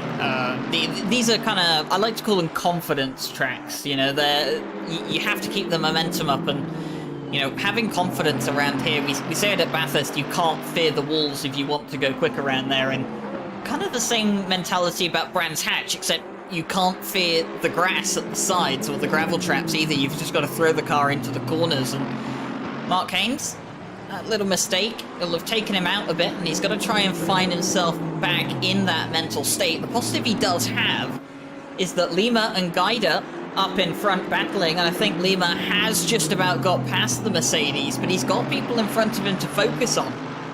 And I think that's the biggest point here, is that he can see people ahead of him, full position, he can try and refocus, get back into that mental state that he needs to be in. And the worst thing you can have ever is you make a mistake and you've just got clean air in front of you, no one to focus on. You kind of just have to force yourself back in to that mentality. I have been watching the Enduro chat, by the way, in the Discord server. Matthias Egger and James Parker having some wonderful exchange of messages about the battle that they had, and it's really good to see. Obviously the sportsmanship there between those two, and they're enjoying themselves out there. It's always good for us to see drivers having a good time. I mean, we get to have a good time watching the race, and you know, them having a good race themselves, always top of the takeaway list when you're putting it onto a Christmas wish list. So Mark Hines really wants to try and better those positions. I mean, for him, he's got some pace. He knows that the likes of Guida and Lima in front have also, you know, not had maybe the most flawless runs just yet. So, you know, it shows that there's human aspects, possibility for, you know, opportunity to open up. So you just got to keep your car in the right place. You've got an hour and 16 minutes left on the clock. You've still got 2 mandatory stops that get served out, and you know, you're going to switch out your drivers again. So you want to keep your car in the right place. You want to hand over with no track warnings amassed against your car either to your co-driver. And you want to put yourselves in a good place, because that final sprint is where things start to heat up. So you're in the middle, phases of the race. Normally we treat it to a couple of on-track battles. Here at Brands, maybe a couple more because it's so just tight and narrow. You catch up to cars and you kind of get stuck behind them for a little while. That's what's happened exactly here to Martin Schumacher in that GC Racing. Oh no! Massive sideways. Incident. Martin Schumacher. Oh no! There's one of the Audis involved there as well, wasn't a triple five Audi, if I'm not mistaken. Could be wrong. I was a little bit shocked as they came around there, but I think it's Winkler here. Oh, he kept it pinned on the grass. Not what you want to do. Bounces off the wall, comes back. Oh, he actually gets onto the brake to try and be a little bit more predictable. Does actually do a good job of being a stationary new virtual chicane down the back straight away. Yeah, I know a lot of George. A lot of people are going to question why he went back in the middle of the track. He was a passenger at that point. You have to trust that he was on the brakes, and we talked about it. It's a small track, and when you hit a wall, you go back into the track, and he was probably fully locked up. And there's just I'm sorry to interrupt you. It's just such a scary moment. It doesn't matter if it's a virtual race or not. That is not what you want to see. And that broke up that battle. That was a battle between Seb Brunier and and Martin Schumacher, and it broke up that battle for the time being. And Lord only knows how much damage Schumacher has now. But what scary moments here. Oh, those are moments that you definitely don't want to have. And like you said, passenger then becomes predictable by being able to control the car and just stop it from rolling across the racing line into anyone else.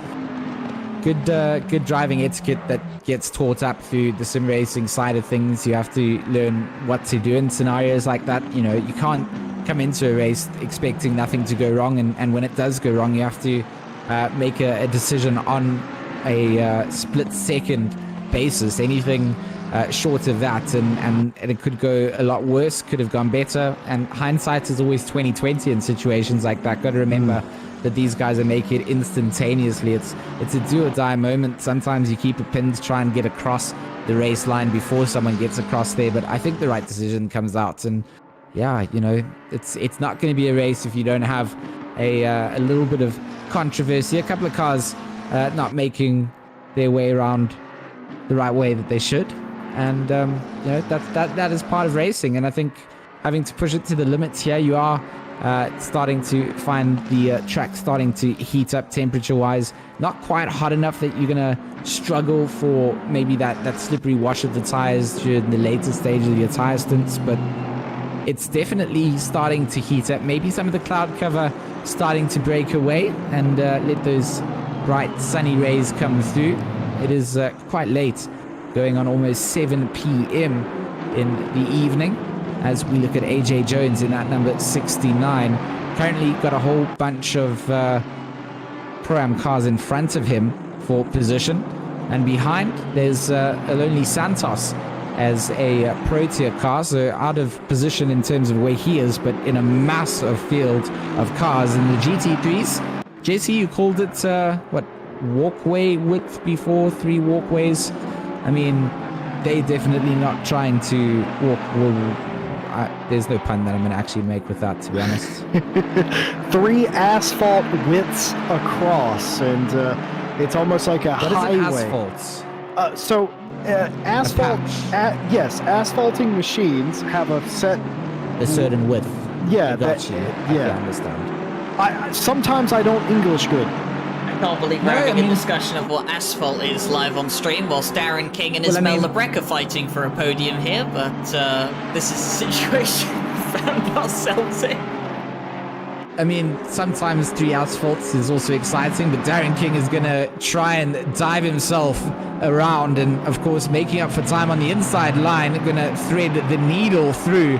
Not a lot of room to make the move, but is going to do so. And blue flags waving out, and those Pro-Am drivers making sure that they don't get into any interference with the 2 Ferraris out on circuit. So the number 38 going to do the work on the number 9, and they're still going to duck and weave out through the traffic, the NSX, going to move out of the way. And always a bit of a treat to watch a little battle happen in the mid-pack of cars that are being lapped, as well as, making room and everybody gets through cleanly and still able to continue a battle, not suddenly being interrupted. Well, Yeah. it's a bit of a penalty train at the moment here, isn't it, Jesse? With Jones with 5-second penalty here. We've got Danesi with a 15-second penalty and Santos with a 10-second penalty. They've all been collecting every possible number you could get on a time penalty, it seems, in this little train. So it's funny you should mention that. I'm actually looking at this penalty sheet that Nico has handed me, and I'm trying to make sense of it all because I saw a 10-second penalty, and I know that's not a standard penalty, so I assumed he got 2 5-second penalties. This is what it looks like right now. I told you guys earlier, pay attention to some of those cars that had warnings, because if they got another sort of penalty that would have been just a warning, it'd be converted into a time penalty. Well, folks, that's exactly what's happened. The 137 and the 86 got into an altercation. 86 deemed to cause a collision. That was going to be a warning, but since he'd already received a warning, that warning was converted into a 5-second penalty for receiving a second warning. And of course, the 137 and the 722 were involved in an incident. 15-second penalty for the 722. Warnings for the 23 and the 722 for other incidences. 5-second penalty for the 69, causing a collision with the 301. And here we go again. The 86 and the 13 had a collision. It would have been a warning for the 86, but that was converted to a 5-second penalty for already have been warned for a previous incident, and he already had a 5-second penalty. So he gets an additional 5-second penalty, which makes 10 seconds of penalties for having to be warned 3 times in the same race. The 34 and the 101 got into a collision, 5-second penalty for the 34, and that was a mouthful. The death stack of penalties come out, and we warned about it at the beginning, and that's going to definitely play dividends in your race position. Having to serve that out. Mitch Bunker giving us a good little show out here. Definitely keeping guide in that 514 Mercedes at bay, and trying to see where he can perhaps maybe get alongside. Definitely got the pace and finds himself catching up through quite a few of the sectors here. So the Mooka Motorsport number 25 doing a good job here, rounding out the top 10 currently. But of course, finding single digits going to be the mission that he's trying to seek out, and just going to keep that pressure on. That 514 British Racing green sort of matte, dabbled with a bit of orange on the wing mirrors, under pressure from the Pink Beast. And of course, that Audi dialed in as ever. Look how settled it looks. I mean, can say the same for Guida in that 514, but riding on board with Mitch Bunker, our little treat to get some ride-alongs as well. We get those GoPros in the inside cockpits. We get to get a little bit of a feel to see how things are going, get to see how drivers are taking the curbs, get to see how they really handle things, these two fast right-handers. Certainly a place that you can make or break your lap, make or break your race, in fact. And both drivers, Guida and Bunker, going to get through clean in this phase. Definitely not leaving any doors open is Guida. And Mitch Bunker just going to have to wait again, another lap. It's a waiting game, ain't it, Ryan? Wait, and then strike when the iron's hot.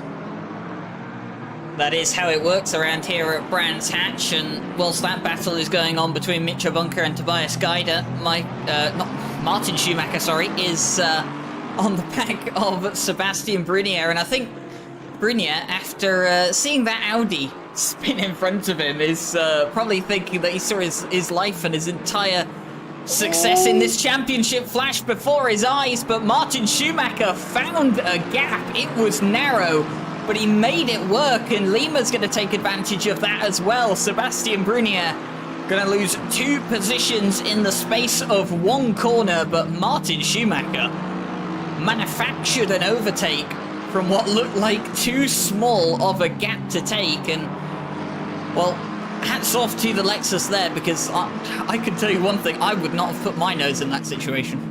That was just excellent driving. That should have been a local yellow flag. Instead, it was a brilliant overtake. Both cars unsettled in that corner going too wide through there, but they made it work. And I just think Seb Brunier right there was like, I don't really want to be in this right now, and kind of backed off there. But that was a heck of a fight in that corner. That is not a typical overtaking zone. Normally you set people up in that corner and get them down the straightaway into the right-hander, but that was excellent. I thought for a second there that we were going to have another incident.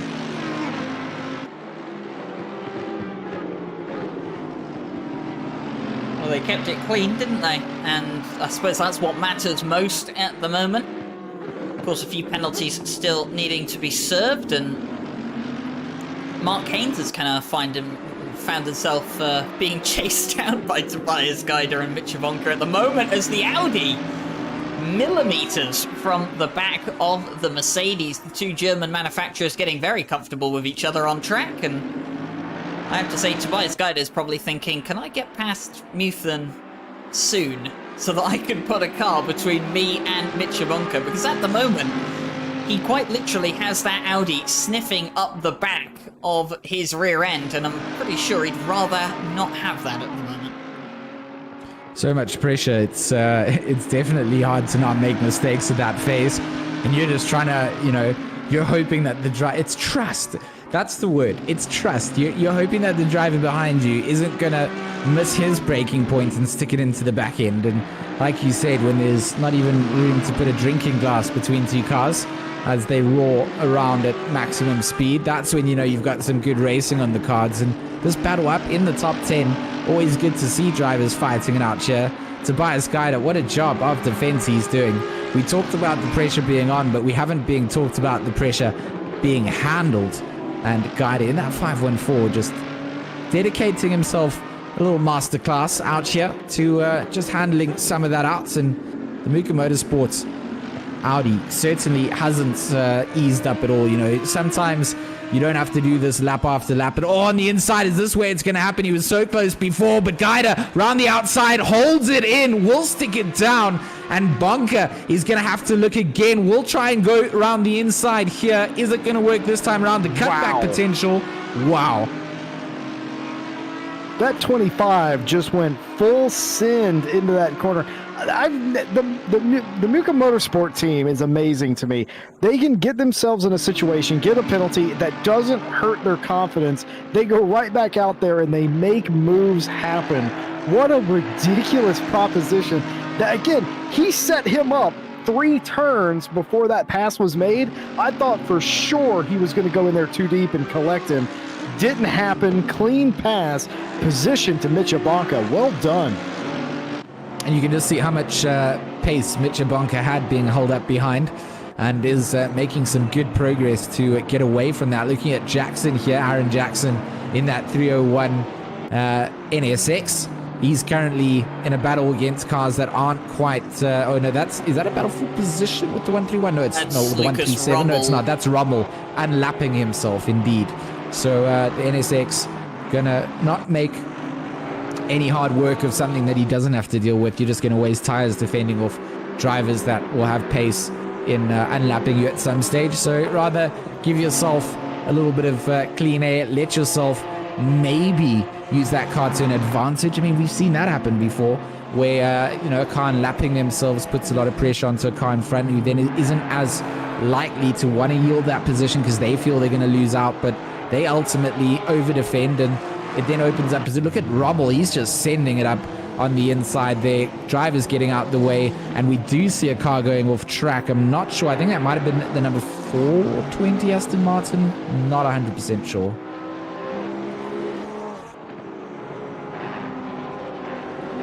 Well, it's going to be Bentley versus Honda in a moment. The British manufacturer coming under fire from the Japanese. And it is nice to see a Honda out on circuit. I think it's the only one that we have here in this championship. Of course, not a very popular car, but it is always nice to see it out on the circuit. Of course, coming up behind the Bentley of Fitzgerald. another car that we definitely got to see plenty of the other week, didn't we, George, with the Behemoth Cup at Monza? Bentley making itself known, getting itself onto the podium. Jordan Grantsmith obviously on the podium that day. Jordan Grantsmith not present tonight, I have noticed, unfortunately, so their efforts in this championship made ever more difficult, but of course they'll be looking forward to the future rounds, I'm sure. And well, we've got Brands Hatch here tonight, and if you're thinking to yourself, well, how much more difficult can the championship get, Ryan, towards the end of the championship? Well, I'm glad you asked that question, Jesse Lee, even though you didn't ask it. And the answer to that is going to be Paul Ricard and Zolder for the final 2 rounds of this championship. So, you know, it's not easy, as Leffer makes the pass on Jackson. That is for position overall, but not in class. And, yeah, Paul Ricard and Zolder, 2 fairly tricky circuits, it has to be said. Paul Ricard, fantastic for overtaking and racing. Zolder, a bit more like Brands Hatch, but it's going to be an interesting end to the season nonetheless. Yeah, it very much is, and I cannot wait. Again, when we saw the schedule for the first time, I sort of grinned. I saw what the people here at RCI did. They made the end of the season incredibly arduous. It almost is good that we had sort of a halftime break in the middle of the season for the 12-hour race, because they kind of needed it. This whole second half of the season it's definitely difficult. It seems like the difficulty has been ramping up every single week. Fitzgerald is running a little bit wide there, Jesse. He might lose out here to that NSX. Going to put himself onto the outside for the right-handers. Will be able to come back across the line to get that position back. And that Aston Martin doing some... that's a 675. It's Lima. Yeah, doing some lawnmower services out as some additional fundraising for his team. Hopefully getting compensated well, because definitely not going to be picking up points on that part of the circuit. Well, that's just very unfortunate there, because I think that car is still on the lead lap. That, like Ryan said, that's the 675 of Lima. He's just trying to work lap traffic and just kind of ran out of space, got ran off slightly, and now, oh no, the worst thing that could possibly happen, and now you go into pit road and you're still behind him. He's going to try to get beside him here a little bit, try to gain every little inch. That's what being in the pro class means, is you have to fight for every inch, even in pit road. And of course, here's James Parker. He was one of the first people in pit road. Matthias Egger has also been in and out of pit road. Berrezzini giving way to Egger, I should say. They're leading the race. There are a couple of cars that haven't pitted in between them. Egger had such a massive lead that he still had the lead. Meanwhile, Parker fell back into the field, but will be elevated back to second when pit stops finish up. Have had some penalties. One new one to report. The 555 and the 42 had a incident on lap 30, 5-second penalty for the 555. And something I've been thinking about for a while now was that 34 car, the Sideways Racing team, they are first in AM right now. They got a penalty on that run. We covered that earlier, but they shouldn't be under pressure from losing that position. They're sort of a little bit back in the championship, but they were leading the race in their class. And one other thing I wanted to mention was Slizik somehow in that last run for the number 7 Bentley team, they were fourth in the middle of no man's land. They're somehow, even after that massive collision they had, they're back out front, or at least they were during that run. Incredible stuff. For a track that we didn't expect there to be a lot of passing that, guys, we've seen a lot of passing.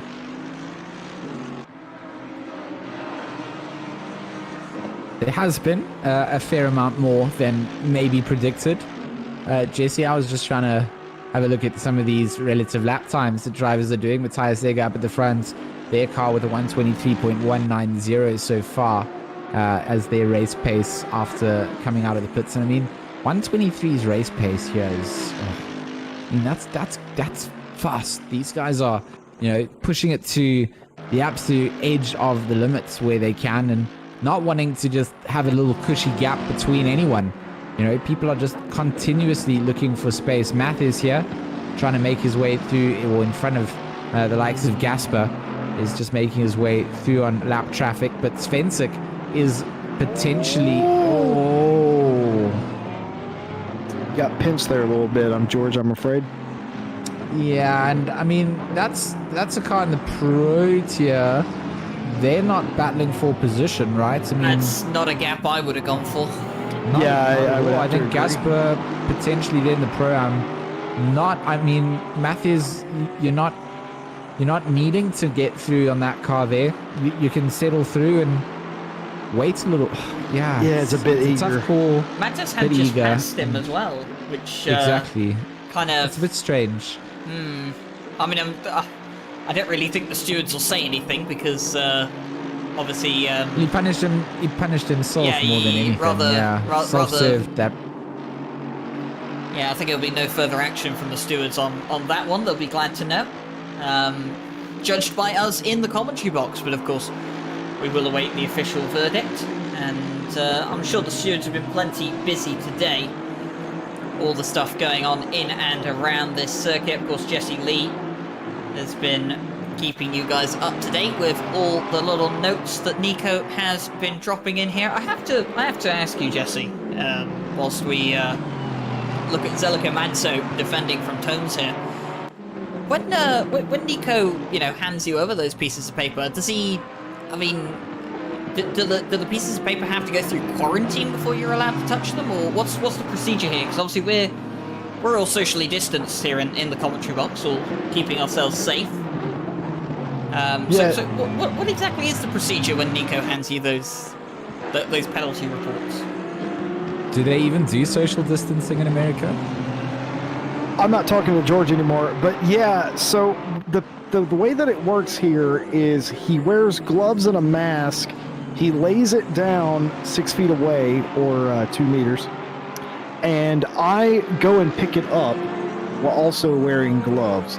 And that's how that works, because we don't want to spread anything but love in this box. So we do social distance properly here, which is all well and good, because that means I can make faces at George and he can't do anything about it. Absolutely true. Sometimes you just have to make those kind of faces, and sometimes the drivers here making faces for a couple of the moments that they've had out on circuit. We've seen a couple of drivers have some risky moments trying to make up those places out on the circuits, and not always going to work out the way that you want it to. But I guess you have to risk it sometimes to maybe get yourselves in a better position. 52 minutes of racing remains, so we're under that halfway mark. And it's been some phenomenal racing, some pit stops still to be served up before we can really see what our final potential running order is. And up to all these drivers now to have that final end of that mid-grind or mid-run push. You can't lose focus. You have to keep up. You have to keep that pace. And you're going to have to navigate your way through lap traffic, as well as Marco Ripper starts to encounter the likes of the NSX in front of Engman, and would like to get past that lap traffic as quick as possible. That car right there that they just passed, that car's been stopped there for the past 15 or so seconds. It's not moving still. I have no idea what car that is. That's like Cody Blanton. Oh no, something mechanical has went wrong with that car. It has just absolutely stopped. I noticed that there was a local yellow there for quite some time. That car was inside the top 10, I'm pretty sure. So yeah, they absolutely were. See, the number says 7. So they were inside the top 10. Something mechanical has went wrong there, whether that's with a PC or some sort of equipment that, it's hard to really say. But it sat there for a long time before it returned back to pit road. Unknown if that was a loss of drive, but that is just absolutely heartbreaking. That was a team that was inside the top 10. They were having a good day here at a tough racetrack, and now it's just evaporated. Fourth place for that car. Oh, no. When that happened, and that was Ismail Lebrec and Cody Blanton. Oh, no! I think that was Tones and Gaspar that got caught there together. The two AM cars getting all caught up with each other, and we'll have to see if we can catch that on the replay. We'll have to go back a bit, and it was before, well, it was after the likes of Martin Lawrence got past Gaspar. So we're going to see exactly what happens now up into Druid. So the Audi, the 404 connection lost, makes his way through, Tone's on the inside. Ooh. Well, George, you've been giving verdicts all day. I mean, it's the situation that we've seen in the same corner time and time again, and 2 doesn't go into 1. If you are coming in hot, you can't make contact. So yeah, I'm keen to see what the stewards make of it, but definitely some of the fatigue maybe starting to show out from some of the Pro-Am division drivers. You know, maybe a bit of a talking point there is the fact that the Pro-Am guys not necessarily not as fast as the Pro guys, but potentially making some more mistakes, not having the same consistency. Martin Lawrence is going to catch up with Ken Washbrook as he rejoins the circuit after running deep out through the exit of turn 1, plays a bit in the sand trap, builds a sandcastle out. Olaf Leffer not in a battle with position there of the 420 Aston Martin of tons, all just making up track position, and everybody trying to still have their race out. So blue flags, like you said, Jesse, not the same as the traditional F1 flags. You have to make some room where it's safe to do so, but it's not like dive off the racing line immediately. Rather, find a safe place to let the car behind you past, and not always big opportunities to do so. So some of those back markers are definitely going to cause some havoc in some of the finishing positions. I think that, along with the potential to mess up a pit stop or strategies, not all going to be aligned.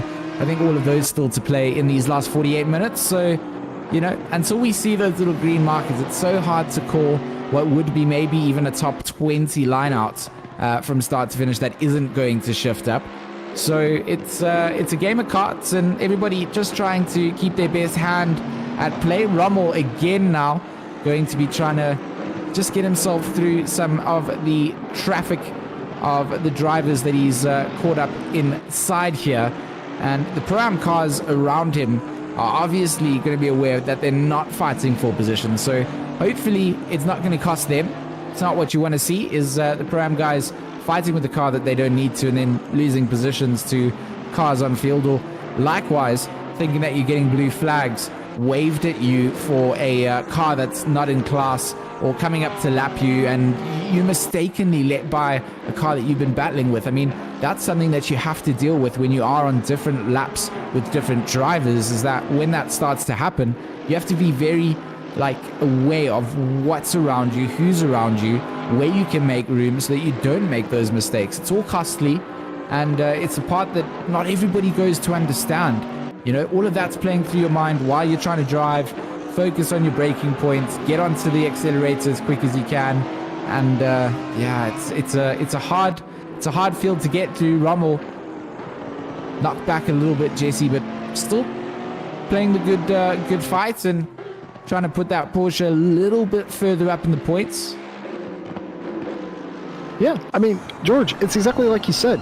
You're out here for 2 hours. It doesn't matter if you're running 30th or 1st. You share a racetrack for 2 hours around here, and you have to be on guard for 2 hours. And speaking of being on guard, Lucas Rommel getting all sorts of handsy with the AM leader. That's Nicholas Smith in front of him in the 101. He is the beneficiary of the incident and the penalty that the 34 has had, and now he is being passed somewhat aggressively by the pro driver of Lucas Rommel in the 137.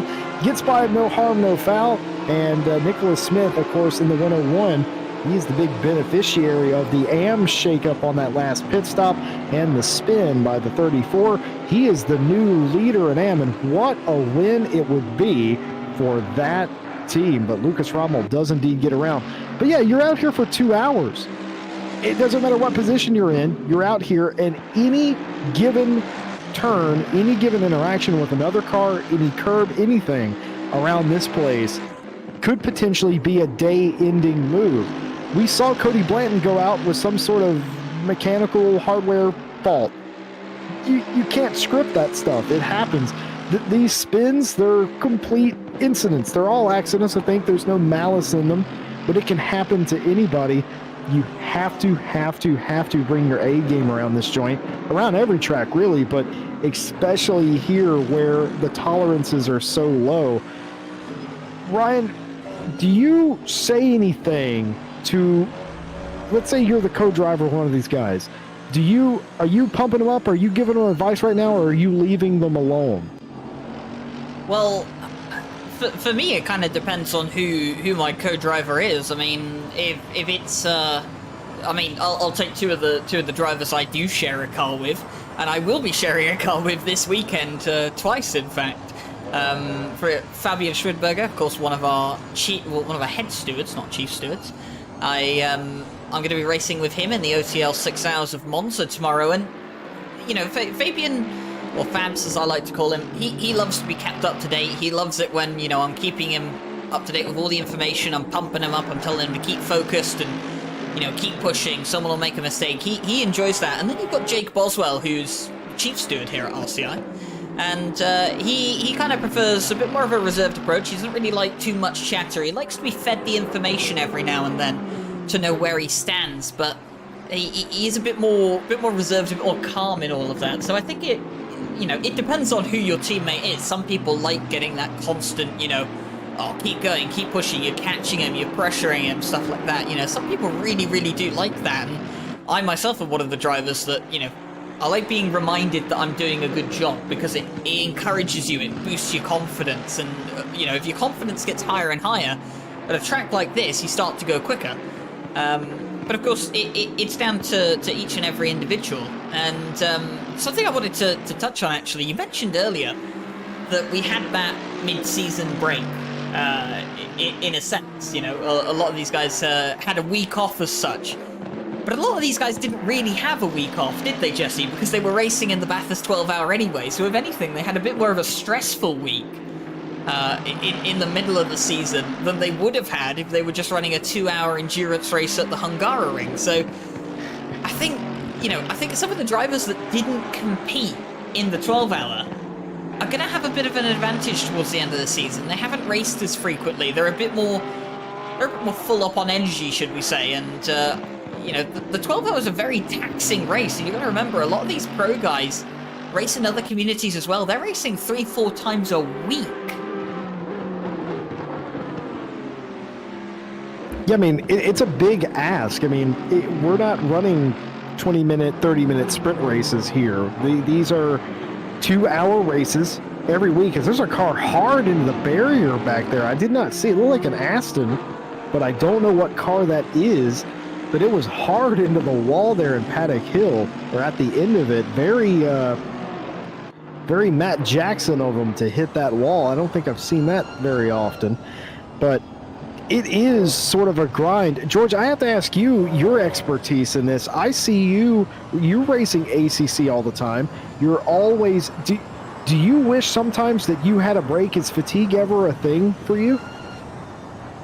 I mean, I'll be fully honest, JC. I don't get to race as often as I would like to anymore. But I mean, I still manage a team, and I've got two very talented drivers, Jason Absma and Bruno Kadili, who drive for my White Rabbits gaming team. And I've kind of seen with them that you know, in the management process, you do see that fatigue come out, that burnout from, you know, race out, week in, week out. And it is important to take a little bit of time off, I think. So I think as we come out towards the end of, you know, the year and the season, it's been a phenomenal growth period for us at RCI. But yeah, a lot of drivers are going to be feeling that year-end fatigue. I think you know, for the guys that are working as well, it's, you know, this is a hobby for a lot of people. It's not just an esports thing for people. Some people it is. Some people it's something that you can monetize and you can stream.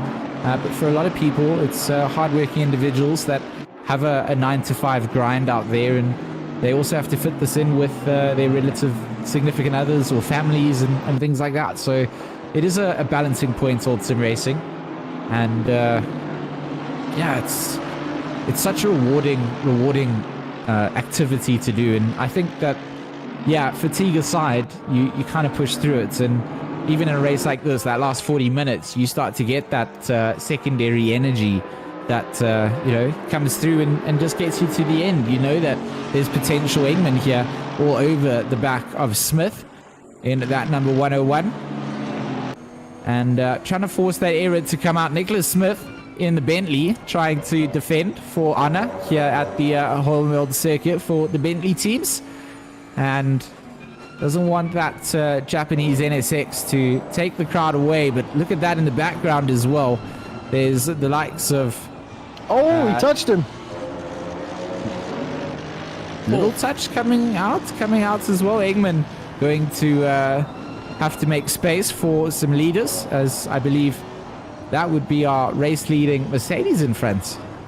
If that wasn't a touch, that looked like that was all just too convenient. I don't think it was. I think it was very close. Do you think maybe Engman got a little scared and that's why he went wide? I mean, to be honest, he probably saw the fact that Jaroslav Honzik was in his mirrors and thought, shoot, I got to get out of the way. Because that's what a lot of people getting lapped will probably think. It's like, oh, crap, Jardier's coming through. And, when you see Matthias Secker in the rear mirrors as well, the leader of the race, you're a bit more encouraged to get out of the way as well. And, well, they've done a very good job of getting out of the way. It hasn't ruined their little battle that they've got going on here at the moment. And as George was mentioning about that break, well, Christmas time coming up soon. I know it is only just November, but of course the end of the year is upon us, 2020. Oh! Big spinneroonie for the 301 of Eric Engman. Did he get turned there? I didn't quite see. He was definitely turned. So we're going to see here if he, in fact, does. Booth tends to agree that he was. It did not. That looked like that was a bit ferocious. Of course, the 301 and the 101 fighting for position, they're not in the same class, despite what their placard says. Engman in the 301 is a silver driver, and yes, indeed, pit maneuver super successful. And that just, he's at Brands Hatch. He had no interest in going to the beach today. Anyone else notice that incident happened as Ryan said the words 2020? Coincidence? Yeah, bit of a bad omen, isn't it? But as continue my point, as the year is, of course, coming. The year I will not name anymore is coming to an end. It's that bad of a year. We do still have plenty of events, booked in for December. Events that you guys will be able to find out fairly soon, actually. The race program for the 3 hours of Spa set to come out sometime next week, and that'll have a list of all the events, as Eric Engman is, I think, struggling to find the track here, and could be some mechanical damage on that car after that accident with Tones. But we do have some events coming up in December, and of course we have all of our January events already planned, pre-booked. We've just got to finalise dates for them. So, of course, when we do welcome in the new year here at RCI, we'll have plenty of racing for you guys to get back to once you've recharged your batteries across the Christmas break. But speaking of charging their batteries, it's Mercedes versus Mercedes, and it's going to be the likes of Marco Ripper, I think. He's going to be on the outside. Is he going to be able to keep the momentum against Michael Muthen? Not quite able to do so.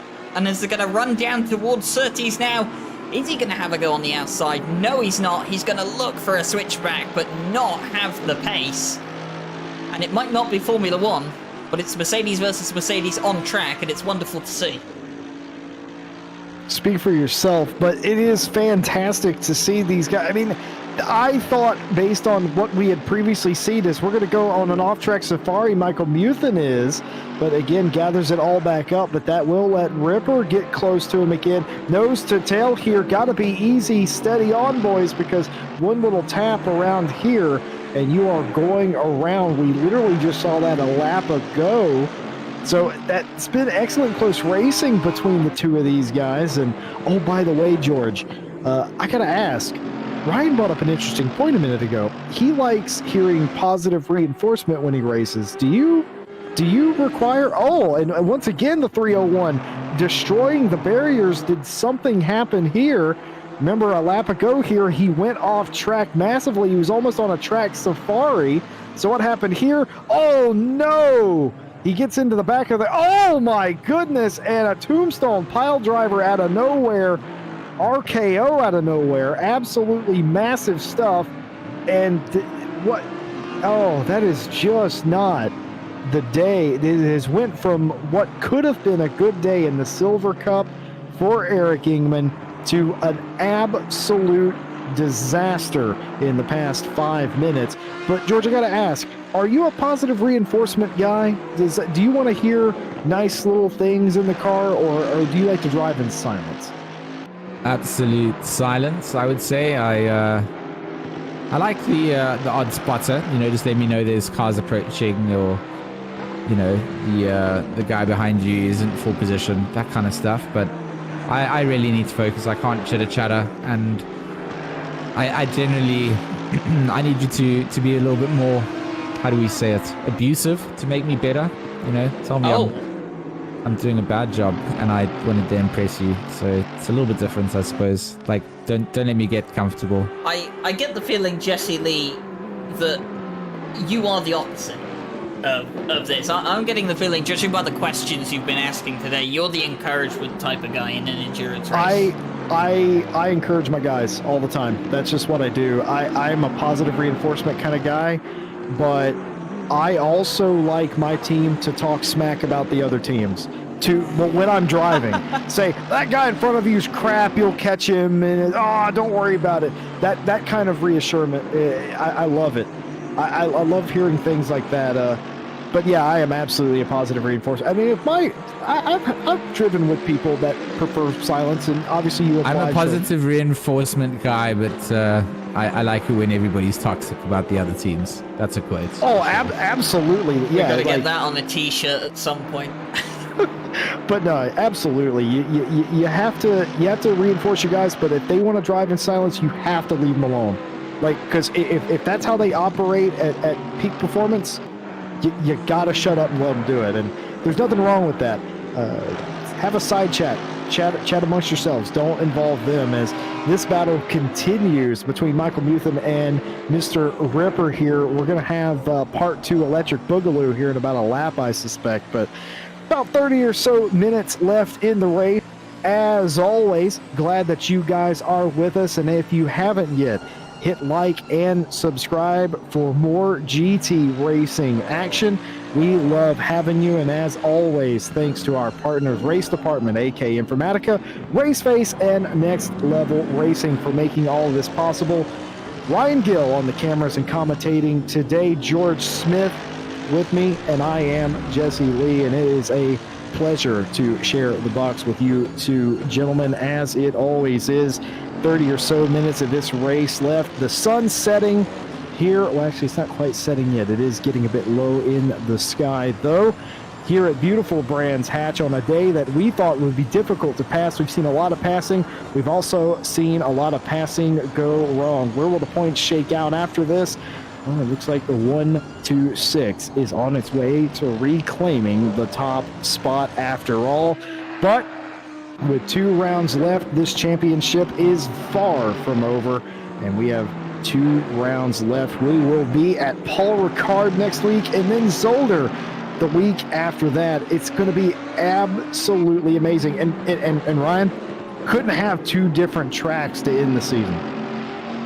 No, you couldn't. It's going to be very, very tight as well. And something I was just thinking, Jesse, Matthias Egger obviously leads the way at the moment from James Parker. The Orion race team will lead the championship come the end of this race, but it won't be by much because James Parker took pole position in this race, and of course what that means is he gets an extra 3 points added to his tally at the end of the race. Matthias Egger has the fastest lap of the race at the moment, only by about 8 thousandths of a second over James Parker though, so with that little swing in points for pole position, the little swing in points that the Orion race team will get for the fastest lap of the race right now, I think it will only be about 2 or 3 points difference between the Project Alien, Aston Martin, and the Orion race team, Mercedes.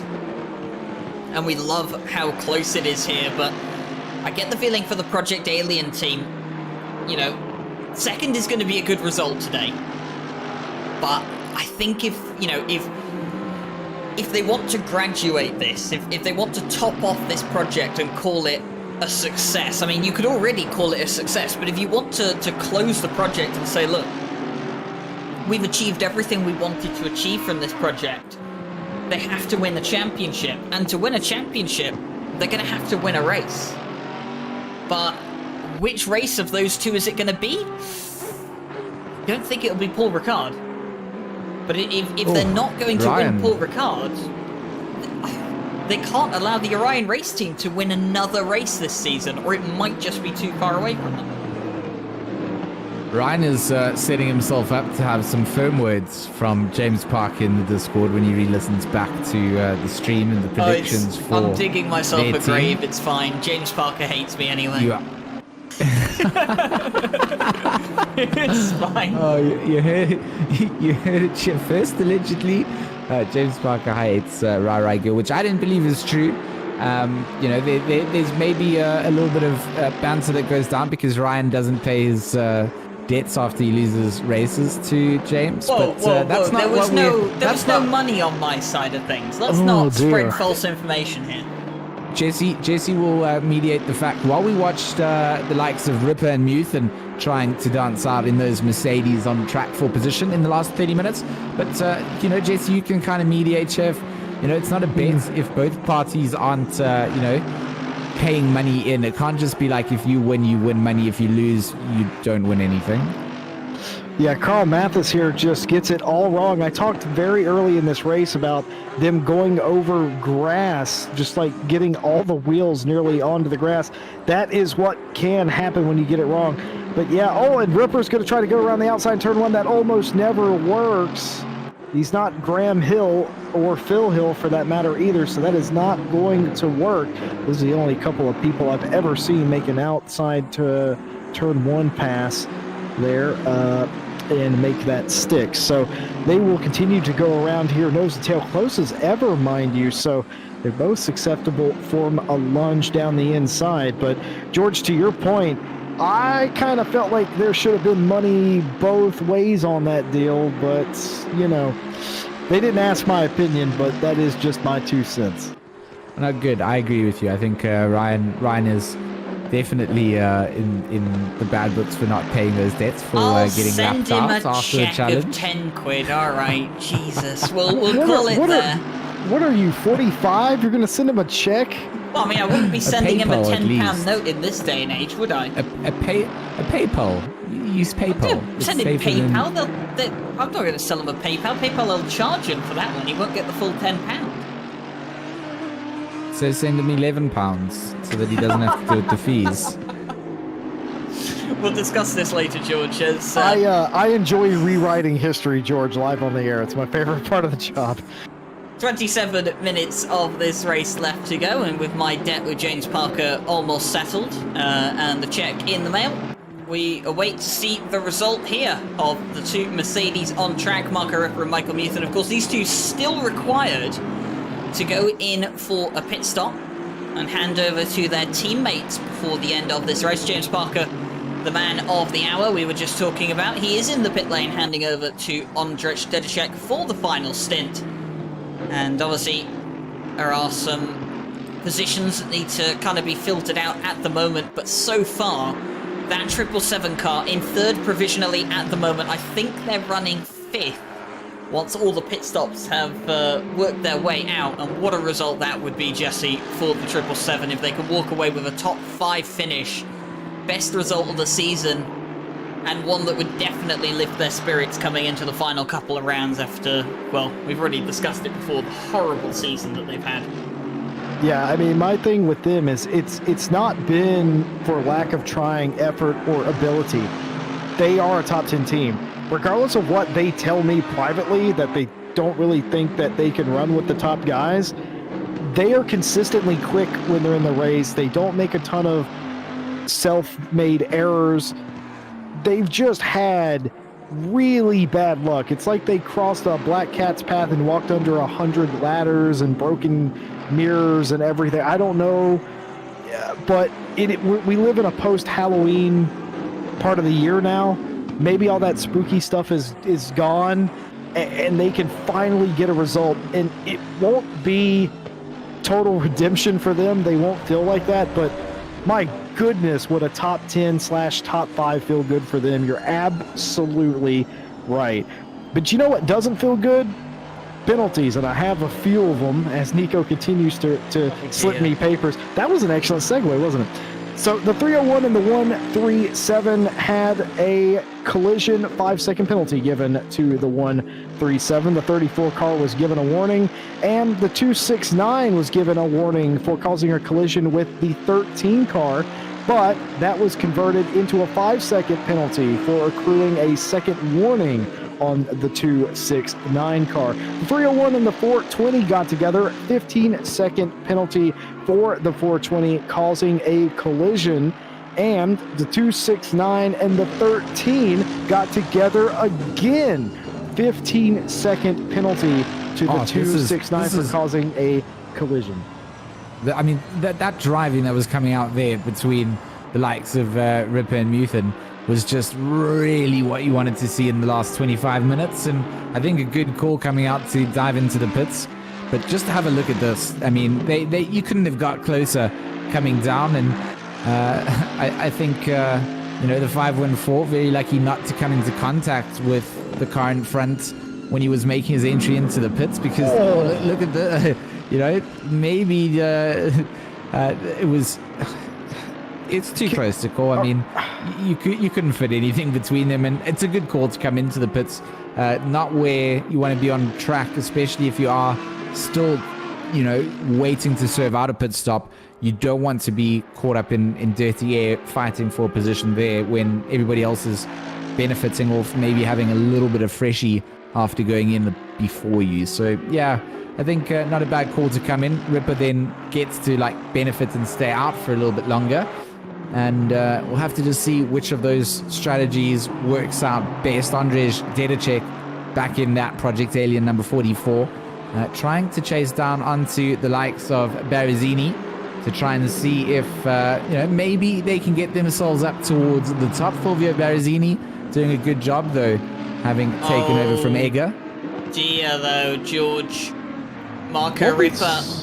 They've received a drive-through penalty, and that's not from the stewards, that's from the server. It's not track limits. We don't often see it here, but it is for ignoring stint limits. So Marco Ripper has gone over his allocated stint time by just a few seconds before he came into the pit lane, and that has meant that he's got to serve a drive-through penalty, and now he has to come back into pit lane. Oh no. And do his driver swap. That means that Michael Muthen, well, he held off for as long as possible. But I think Marco Ripper just figured he had enough time to do one more lap and try and overcut the likes of Michael Muthen, but just not going to be the case. And Marco Ripper now served the penalty, but he's going to get an extra penalty on top of that. What is the extra penalty on top of that for now? I think that's from exceeding maximum drive time. I think. Yes, it is.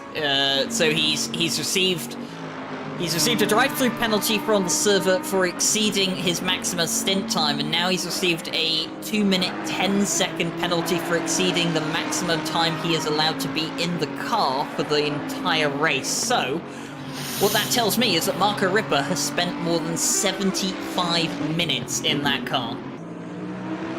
Oh my goodness. And that is how quickly a day can unravel in front of your eyes. Of course, that all went awry whenever they were just a second or two off from getting to that line. That's all they have to do, as far as I understand. At least that's the way it works in the single player of this. All you have to do is get to the line. The time for your stint doesn't add up whenever you're in between the pit limiter lines. So that's all he had to do, and he, like Ryan said, he missed it by 1 or 2 seconds. George, what do you say to your teammate after that? I mean, it takes two to tango, I suppose, and you guys are maybe in communications, maybe not, and if you're not, then it's time to talk, because the race has gone from bad to worse, and it's all like you said, it's unraveled. 2 hours put in, and you're going to be scooping up towards the bottom of the order after serving things out, so not where you want to find yourself, but place that isn't too bad is Sebastian Brunier here in that 777. You talked about a potential top 5 for them, and that's still on the cards if Sundstrom still has to go into the pits, and they can maybe make up some positions up to Lima in that 675. But it is Mitch Yabonka that is going to be the one to say nay, say maybe no, say maybe take it slow, and I'm going to make it my mission to get past you, and if I don't get past you, I certainly will slow up your potential pace and see what you're going to try and do, and you're going to see a lot of pressure coming out from that number 25 Audi. We saw the pressure being amassed earlier on. It's not just a car that puts itself into the mirrors, it fakes into the potential diving zones, tucks back in, and just waits for you to brake. It's a little bit of a pain torture drive to watch drivers having to come under the defense from that number 25. They've done a good job to put the pressure on, and it's all going to be up to Sebastian Brunier here to see what he can hold off. 19 minutes on the clock of our final 20 minutes of our round 6 here at Brands Hatch. And that sun, like you said, starting to set down, but the racing definitely not coming to a close just yet. No, it sure isn't, and this is just hotting up here. Now, Seb, earlier we saw him sort of play it a bit more, what you would say, defensive than anything else, even though he wasn't driving defensively. He just sort of, hey, you got sort of beside me, I'm going to let you go, but this is the final 20 minutes of the race. This is for 7th place. You're not going to see any of that. And Mitch Yabonka knows that Seb Brunier is going to fight him for this position like his life depended on it. That 777 team wants this result. The 25 team has had another rough day. You want to talk about two teams that have had extremely bad luck. Two different sides of the coin. The 777 has had sort of mechanical issues and connection issues and being caught up in other people's incidents. The 25 all season has been put behind a penalty barrier and had to fight back inside the top 10 all season, but they've both suffered the same sort of fates where they just can't quite get up the grid. So this is going to be an interesting battle to continue to watch. Got a humorous penalty. It's not humorous to the team it happened to, but it is a mouthful, so I'm just going to say this, so bear with me, folks at home. First of all, the 101 car got a warning for causing contact, but the 269 car was given a warning for contact with the 13. This is the third time that has happened between those two cars. That warning for the 269 was converted into a 5-second penalty because they've used up their second warning. That was then converted into a drive-through for hitting the threshold for a drive-through penalty, meaning that they've accrued 3 or more of those type of penalties. So the 269 had a drive-through penalty, and that's one of those rare triple sort of whammy things, because here at RCI is Seb Brunier, massive understeer, oversteer, and a tank slapper goes hard into the wall. I'm pretty sure he made it all the way through the gravel trap. Look at that tank slapper. Does he get it stopped? Yes, he does. No damage to Seb Brunier, but he has lost that position now officially. That was hardcore. We haven't seen a car snap like that all night. Seb, I was convinced he'd hit the wall. I was about to break down into tears for the man. But, well, the gravel trap did its job. Phenomenal fashion. And Seb Brunier, he has lost the place to the 404, but I think they are still in the top 10. He's got Gillies behind him. Yes, he does. They're just about second behind. So Seb Brunier, they're still going to be in the top 10. 16 minutes to go. But that just shows you how easily everything can change around here at Brands Hatch. In just a moment, you can get one corner wrong, and it's the difference between race over and a fantastic result. if it happened once, it can happen again as well.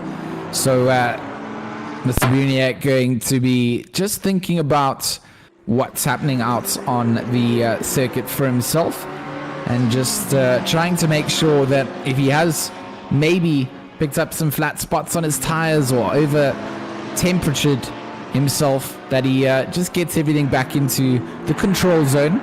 And he has to do so relatively quick, because Gillies in that 166 Porsche putting a lot of pressure on in through the fast double right-handers.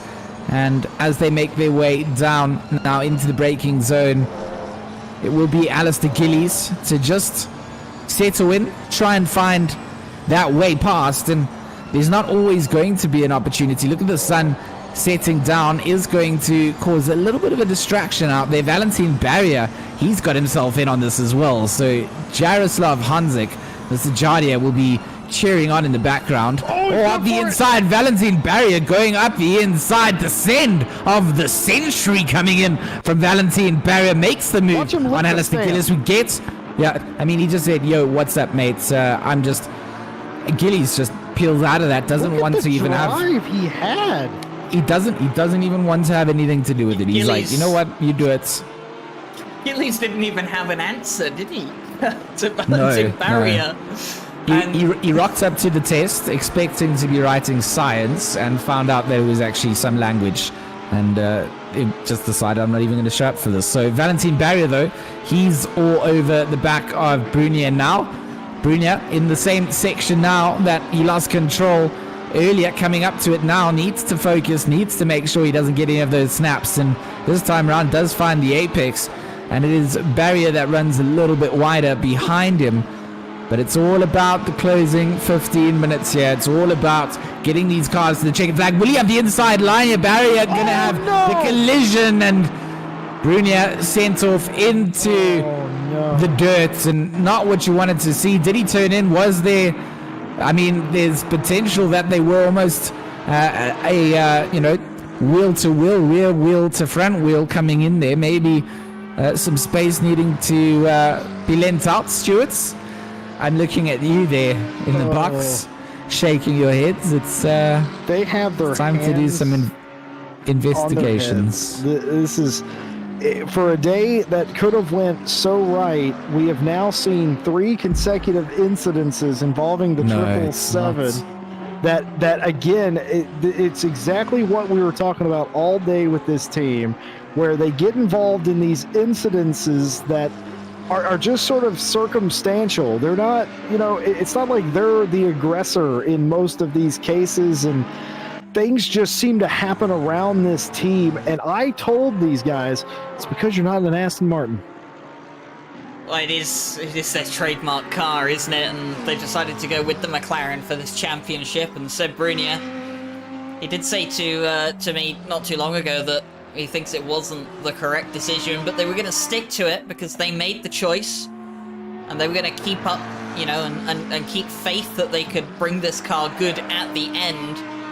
It just hasn't really worked out for them, and obviously this race just going from bad to worse. They are still in the top 10, but of course Harry Conway, well, Mikael Sundstrom's going to be keeping him up to date with what's happened with that 777 car, and we usually say that the last 15 minutes of the race, everything kind of crumbles apart. Well, you could apply that for the last 20 minutes of the race here. We've still got 12 to go, and I don't really want to say it, but I get the feeling we're going to have to keep an eye on the 777 car in case it does drop out of that top 10 spot. And Harry Conway, by the way, is absolutely flying. He's catching the likes of Brunier as well. So the 899 Audi on pace. Guys, I've been doing some maths. Oh no, not again. You do this every single stream. Yes. So here's what I have sort of figured out here. I think Conway might catch Brunier, but here's where it gets fun. I think Haynes might catch Conway. You're suggesting a three-way battle for 10th come the end of this race. Well, it's going to take some doing, and it is going to require Conway to keep catching Brunier, which I'm not sure he will do. But if Conway gets to Brunier and slows him down ever so slightly, I think Haynes might catch them both. Well, we'll to have be honest, to see. yeah, I mean, I was going to say, I'm not going to say no to 3 cars versus 2 cars. All things are better in 3s. So, you know, if we get some action towards the last 10 minutes, that's what we want to see. This is where the real focus needs to come down. We've seen that sunset coming through. Some of the on-cam dash views start to see that playing a bit of a factor too. Don't want to miss your breaking point because the sun's in your eyes. And certainly don't want to do so because the virtual sun's in your eyes. But the sunsets and sunrises in ACC, beautiful to see and really add to the immersion. If you haven't grabbed yourself a copy and got driving in ACC, certainly do so. A lot of specials going down coming up towards the end of the year, so keep your eye out and grab it and definitely start to race with us. And once you've got the hang of it, come and join us at RCI. We love to have you, and we've got plenty of splits for you guys to slot yourselves into when you do find yourself in a position to race. And a race we have Alistair Gillies here chasing down on barrier, got robbed out of positions early on. Barrier is trying to make positions up where he can, but has a bit of a big gap to catch up to the likes of Matcha, but will try his best to do so. And Gillies just trying to sit in the toe here, Jesse, trying to get dragged along, ride the coattails of glory, and perhaps find himself in a battle with someone else down the order. Yeah, absolutely. Keeping up is half the battle, and I think that, you know, goes without saying. But if you can stay with somebody, you have a chance to beat them. And speaking of that, of course, that's Fitzgerald in front. That's in the 101. They are not leading in their class at the moment. Asawi is leading the AM class in the 34 car. Slizik still leading out in front of Silver in the 7. And again, you'll have to ignore the name plates. The Silver and AM split came on a bit late after we already had the placards and list made up, so you will bear with us. We'll just have to tell you who's in those classes. So the 34 and the 101 are the nearest competitors in AM, and the 7 and the 722 are battling for silver glory here today. Each championship is irrespective of one another, so you know, the 137 of Boslet is not technically racing Serafini Danesi, but of course for overall classification they are, but there's no point value to that, just bragging rights, as this battle has gotten right nasty between all of these cars here. And could that be a pass on the inside being made there? Yes, it is, but I'm also fairly certain that is not for position, so well done there to not cause any sort of harm. But we have a couple of penalties still. Business is picking up, and a couple of these you will find potentially interesting. The 301 got a 5-second penalty for contact with the 69, warning given to the 18, and an incident between the 420 and the 34 car. 15-second penalty for the 420, converted into a drive-through for getting a second 15-second penalty in the race. Well, the steward's being kept busy, that's for sure, and things quieting down a little bit here towards the end, but we're fully aware that anything can happen at any point in time. And speaking of things happening, Harry Conway is 1.3 seconds behind Sebastian Brunier. Yay, my math was right! And I said that Conway was on pace, he was catching. And my word, has he been catching. That was a 6.5 second gap when we looked at that about 5 minutes ago. Yeah, so the pace that Conway has had in the nearly on pace Triple R 899 Audi has absolutely left Haynes in the dust. That gap has more than doubled, so that is not going to be a three-way battle. But what has happened is the fact that Conway has caught Brunier at such a ridiculous speed. He's caught him at well over a second a lap, folks. That means that Conway's going to have a little extra time here at the end of this race to set Brunier up and potentially knock him out of the top 10. But of course, Brunier is not going to want anything to do with that. top 10 just sounds a lot better than 11th.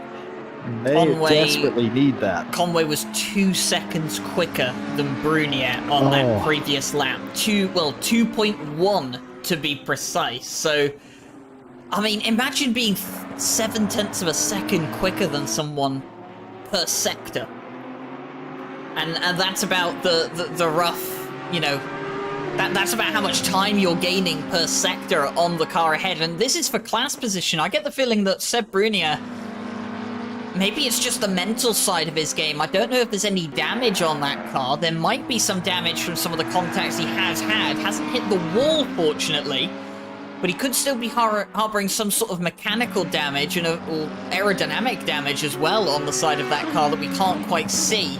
Of course, these cars are very dirty from almost 2 hours of racing now. But one thing is certain, is that Harry Conway, he's looking interested, and Mikhail Sundstrom's going to be cheering him on in the background. Mark Whitford's going to be telling Seb Brunier that he's got to keep Harry Conway behind him. It's just under 5 minutes remaining here at Brands Hatch. The fight for the top 10 is well and truly on. Yeah, it certainly is. And also, Berrier has caught Gillies as well, as we got 2 battles going on inside the top 10 here late in the race. It always amazes me that we can race for 2 hours and it comes down to this. Always something going on here. Harry Conway in 11th would very much like the 10th place. Conway not had the sort of day that they were looking to have, but then again, neither has the 777. They were on pace for a much better day today, but find themselves under a threat from Conway and leaving the top 10. Conway is going to try to go around the outside, has to forfeit the corner to make sure that he can make the corner himself, and they go back single file for the time being. And you got to be very careful now as you're attempting to gain every little millisecond of time around here that you don't go off the track. We've seen all too well what happens when you have those instances. I'm pretty sure both of these cars have been around at some point today, so they are acutely aware of the incidents that could occur here, and that'd just be devastating. It would indeed. Harry Conway, though, is not thinking about any of those sort of things right now. He's concentrated on one thing only, and that is getting past the likes of Brunier in front. That 777 McLaren 720 is going to try and make himself as wide as he can as they come out through the exit of Druids. 3 minutes on that race clock for them to get something done. And Graham Hill Bend not going to be the place that move is going to be on. Onto the Cooper Straight, still just trying to capitalize, as it is actually the likes of Brunier to get a better run out. Now onto the back stretch. How does Harry Conway hold on? Needs to keep himself pinned up through Pilgrim's Drop. They go. And Hawthorne's Bend, it's all to hold on to, and both of them absolutely identical racing lines coming through. Harry Conway wanting to stay in the slip where he can. These last couple of corners can be so tricky. Take a little bit too much curb and you send it off, and that's not what's going to be the storyline tonight. It's still going to remain a battle out on the circuit, Ryan. This is the racing that you want to see. In for a top 10 position, potentially for Harry Conway. Brunier holds it off. Up at the front, Barazini leads on Dedicek. And in the middle of the pack here, Valentin Barrier up to the back end of the likes of Alistair Gillies and trying to find a way past that 166 Porsche as they again thread the needle through lap traffic. And it's all to try and find some space, Ryan. Gillies have got back past the likes of Valentin Barrier, so obviously some sort of mistake or just an overtake that we missed on track there, and well, the Porsche back in front of the Lamborghini. And Valentin Barrier doesn't have very long to get this move done. In fact, this is going to be the penultimate lap of the race. The Orion race team. The Orion race team car going to be starting the final lap of the race when they next hit the line. So it's going to be do or die for the likes of Alistair Gillies, Valentin Barrier, Seb Brunier, and Harry Conway. As we look back towards the battle here with the likes of Brunier and Conway, nothing has changed so far on these guys, but they know there's the indication. Leader on the final lap. This is it. It is the moment of truth for these guys. And are they catching up to Darren King here for a second in the number 38, the third place man? They are catching up to the likes of Darren King. What's happened to the 38 Ferrari coming onto the final lap of the race? Absolutely no clue. They have not really been struggling for pace, that 38 team. So you would almost imagine that something horrendous had occurred.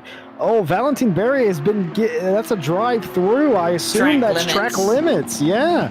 So track limits is going to ruin that battle between the 166 and the 39 car. But I don't think that's going to deter Valentin Berrier from getting a piece of Alistair Gillies here on the final lap. We are with the battle for 10th place. Sebastian Brunier in the 777 has that position. Harry Conway in the 899 would so very much like to take it away from him on the final lap of the race. Meanwhile, for Orion Racing Team, it's been a fantastic season, and they are going to add yet another win in the books here today as they take the win here at Brands Hatch in round 6 and also take over the points lead once again. As we go back to this battle for 10th place, just one more opportunity, one more chance for the 899. He's going to go look to the inside. Is he going to send it? No, he is not. Falls back in line. Can't get the drive out of the corner, or does he? Gets right up to the back of the 777. Goes to the outside. It's going to be a drag race, side by side. And it's still the 777. Sebastian Brunier maintains 10th place. Fantastic driving out of the two of them. What a finish coming out, almost a photo finish between the two of them. But Fulvio Berrezzini for the Orion Race Team will go out on that celebratory last lap and take home a victory for their team. What a great victory it was. And, Ryan chatted about it earlier. It's these last couple of rounds where you're close to other drivers that you have to get those important points. And that's exactly what the Orion Race Team did tonight.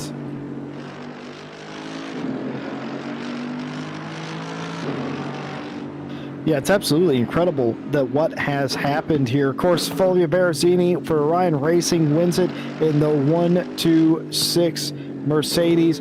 Dedicek will come home second. They grabbed pole, lost the lead, and just could not quite get it back in the number 44 Aston Martin. Darren King will finish up in the 38 Ferrari for the final step of the podium, and behind them, Schumacher, Lima, Bonca, Macha, Gillies, Brunier, Conway. Oh, that's exactly, so that penalty that Berrier picked up, that drive-through penalty, gave him a 30-second penalty at the finish line. That dropped him outside the top 10. That gave Conway 10th and Brunier 9th. So Berrier 11th, Haynes, Zeman. Slizik wins the silver battle today. Bosslet, Serafini, Danesi, Santos, SLI in the 34 does indeed win the AM race today. Van Wingerden and Geider, your top 20. Fantastic race, tough day. The stewards sit more penalties through our box today than they have all season. Pretty sure Ryan showed us more replays than we have seen all season, and the racing was just as crazy as we all imagined it would be. Final thoughts, George and Ryan. So from me, Jesse, just a great race coming out. And yeah, just want to extend my congrats out to the Orion Race Team. They came out, they played the hand that they needed to do and picked up the maximum points that they would have wanted. Maybe could have, topped it a little bit more with all those additional points coming through. But as things change up, we'll have to see how the championship standings look after things. And like we said, not a lot of rounds for these guys to do things, but great driving from all the drivers in the field. And yeah, handing back over to you, Mr. Ryan Gill. Well, it has been a phenomenal race here today.